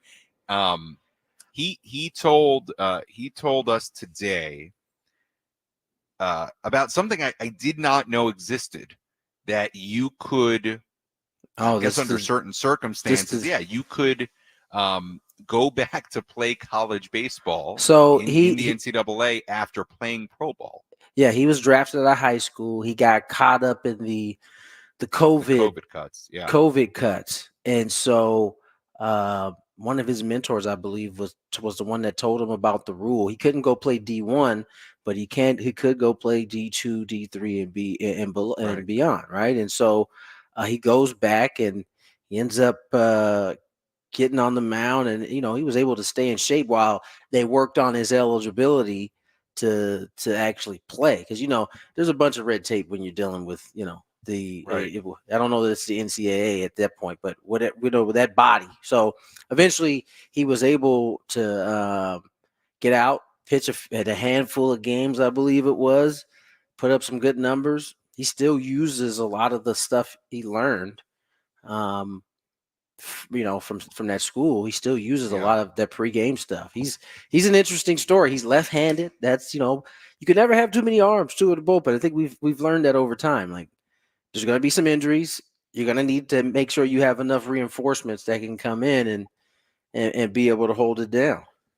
Yeah, for sure. One interesting note about that too, when he went to the school in Florida, Division II Lynn, his fastball velocity went up, and then he got signed by the Reds that summer before he started summer ball, and then he tore his meniscus a little bit later that year. So he's been through a lot. He's been through some kind of weird stuff with the COVID cuts and getting drafted, then back to college, then signed, then an injury. So just somebody to keep, I think, an eye on, an ear out for. As we know, throughout the course of a season, you need guys. I mean, look, guys like Estrada, guys like Sandridge, some other names that appear in these Cactus League games. Look, it's a crowded bullpen right now. There's no doubt about it. In a good way, it's a crowded bullpen. But you just know that guys got to come up and contribute. Like I'm not making guarantees that guys like Estrada are going to come up, or Sandridge. I mean, take your pick of kind of those guys on the outer bubble of the bullpen right now, but it happens. Injuries happen. Like they just do. You can guarantee that injuries happen. So here's what I can tell you is, if you could throw strikes, you could command a baseball, you're going to have a chance to make a ball club. That's the thing that stands out the most when you're watching these spring training games are the guys who can throw strikes versus the guys who cannot, who are constantly behind or walking guys. Like today, there was a lot of walks from their side. Padres had a few of themselves. That's the quickest way to get yourself taken off the list, is by not being able to throw strikes. Speaking of young pitchers, one of the highlights of today, and we talked about it a little bit earlier, Luis Patino inside the clubhouse, and that's an interesting story. Certainly somebody who was, I mean, aside from Mackenzie Gore, was the top pitching prospect at one time in the organization. I mean, I honestly, I remember it in 2019 being in Amarillo. It's the AA team of the Padres at the time. And Patino and Gore are tearing it up at high A at Lake Elsinore. And Gore came up first after he put up just insane numbers. And then at the very end of the year, Patino came up to AA. And I remember number one, it was from the right side. Like Gore was from the left side with the high leg kick. Patino was from the right side with a high leg kick. And he had really, really impressive stuff. And he was just a good guy. He was super young. He was like 19 at the time. He was super polished, smiley. right? Yeah, he was smiley. He was a good guy. So he's back with the Padres. He's a little bit behind naturally. Even though he says he's in a good place because it's been 2.5 weeks since pitchers and catchers reported. 24 years old. Look, the interesting thing to me about Patino is that he's still just 24, and now they have an opportunity with him a little bit older, with some more experience, something he talked about today, to get him under Ruben Niebla's tutelage.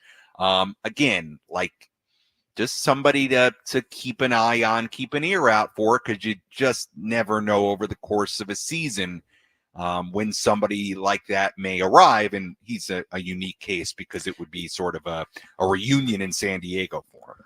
Yeah, I like Patino a lot. I just don't know his the timing on this is not in his favor. Right, this team is leaving, as we said, less than 2 weeks before they head out to Korea. Yeah. How much, they don't even know at what point he's going to be like throwing the baseball yet, right? So, how much will he get to really spend with Ruben while he's trying to get everybody else situated? So, timing in terms of that isn't great, but him getting back into the organization under where he probably was having his most success before going to the big leagues and kind of being bounced around. It's not. Here's the thing I was told when I was a young player, that the team that drafted you is going to be the team that invests the most, meaning they're going to be the one that is going to, stick with you through thick and thin, because everybody else, you're kind of just, even if you are highly touted, once you go to a new organization, they're not viewing you in the same way that the other organization had, when they initially taken you. So it's like you get, there's a little chipped off of you every time you get moved, it seems like. Yeah. And just keep in mind, he came up to the major leagues at 20. Yeah, he was a youngster. Padres. So yeah, he's had, obviously was really highly touted, but it's just been a little odd because he came up so young, had injuries, got traded, didn't have a lot of success. So only 24. We'll see. One thing I did want to touch with you on, Tony, outside the Padres, and as we kind of wrap up the week here, and I talked about it earlier, a couple of segments, this free agent market, it's so odd this year, and it's beyond just the guys like Snell and Montgomery and Chapman and JD Martinez still being out there, and my goodness, it's March 1st. It's beyond that. I mean, I'm not saying CJ Cron is getting $10 million right now, but he signed a minor league deal today with the Red Sox. Somebody like Garrett Cooper signed a minor league deal. I continue to be surprised with just top to bottom how this market continues to play out. And some of these guys who are signing minor league deals, I don't know. I'm continually surprised by it. Am I alone in that? It's confusing, isn't it? I mean, especially the way teams spent the last year, the year before, right? Right. It just seems suspicious. You heard Kike already in his claim. So, I mean, this is what always has players' antennas kind of coming up, right? When you start to see a market that, it's hard to believe that a Cy Young Award winner, a 2-time Cy Young Award winner, is still out there, in free agency. It's March 1st. It's March 1st. It's March 1st. Right? So I mean, we're a month away from even if you discount the Padres Dodgers series, which starts early. We're about a month away, less than a month away before the first games are played. Right. Yeah, it's and I talked about this earlier, and it's something I continue to wonder. So let's say that somebody like Snell just isn't gonna get, what they thought they were gonna get. Same thing for Montgomery, same thing for Chapman. They're not gonna get, much like Bellinger didn't get, the long-term big money in the hundreds of millions of dollars deal. Let's say they do have to, let's say Snell has to settle for I get it, it's different positions, different situation, but the same contracts-ish that Bellinger got, okay, where it's a 1-year deal. It's going to make a lot of money, but there's an opt-out. There's another opt-out after year 2, and all in all, the guaranteed money is $80 million. Let's say it's something similar to that situation. Where I think it now becomes really complicated for the teams is the fact that it's March 1st. So if you're going to sign Blake, let's say he has to settle for a shorter deal, but you're still paying him, I don't know, 20-something, $30 million for that 1 year. Like, as a team, as a front office, are you now concerned, well, this 1 year where we're going to pay him a lot of money, even if he has an opt-out, well, he's not in camp yet. Is he ready for opening day? And how much is he affected by getting the late start? And that goes for Montgomery, too. It's just, it seems to me like these things are compounding on themselves in a really odd, and I think for the players, kind of unfortunate way. And it continues there. It hasn't ended yet. And I mean, we're talking about, like, they haven't even agreed. So by the time you get somebody in camp. I mean, listen, I think at this point, if you sign somebody, unless it's like tomorrow, you're probably not counting on them making that first start or second start. And I think you got to be okay with that, as long as you get what I think you got to be careful at that point not to rush it, because you certainly don't want to get them hurt in this first year of whatever said deal, right? If it's a 1-year deal, you certainly don't want them hurt at all. And you can work that kind of stuff out in negotiations, if as that kind of comes together. Right. So I don't know. I think it's definitely been a weird market. I would not have thought, especially the way it broke off last year, that it would have slowed down this fast. Right. Like, I would expect as you get closer towards the end of the collective bargaining agreement is when you last through 3 years of it, you start to see everybody starting to brace themselves for whatever could happen. But I don't know. I don't know what it means either. I don't know what this spells out. Yeah, I took a call earlier, and they were talking about they made the point about the free agent class for next year being really strong, and it is. It's very, very strong. I mean, headlined by Soto, headlined by Bregman. There's a number of other names too. It's a very strong class. Where I kind of landed on it was as of now, right? Extensions, all that, and certainly that could happen. Where I kind of landed on it, honestly, was it seems to me like it's almost a perfect mix of factors that's going on right now. You have, maybe a strong free agent class for next year. Could be part of it. Teams want to save money. Before you get into this, let's hit traffic, and then we'll come back on the side. Sorry. From the 97.3 The Fan Traffic Center, here's Kelly Danick. Traffic is sponsored by Soapy Joe. Seeing a little improvement on our roads. They cleared that vehicle fire at the left lanes on South 5 Coastline near Leucadia, so speeds are slowly getting back to normal there. Now, traveling on the northbound 5 right before Carmel Valley Road, we have reports of a stalled vehicle over the right shoulder.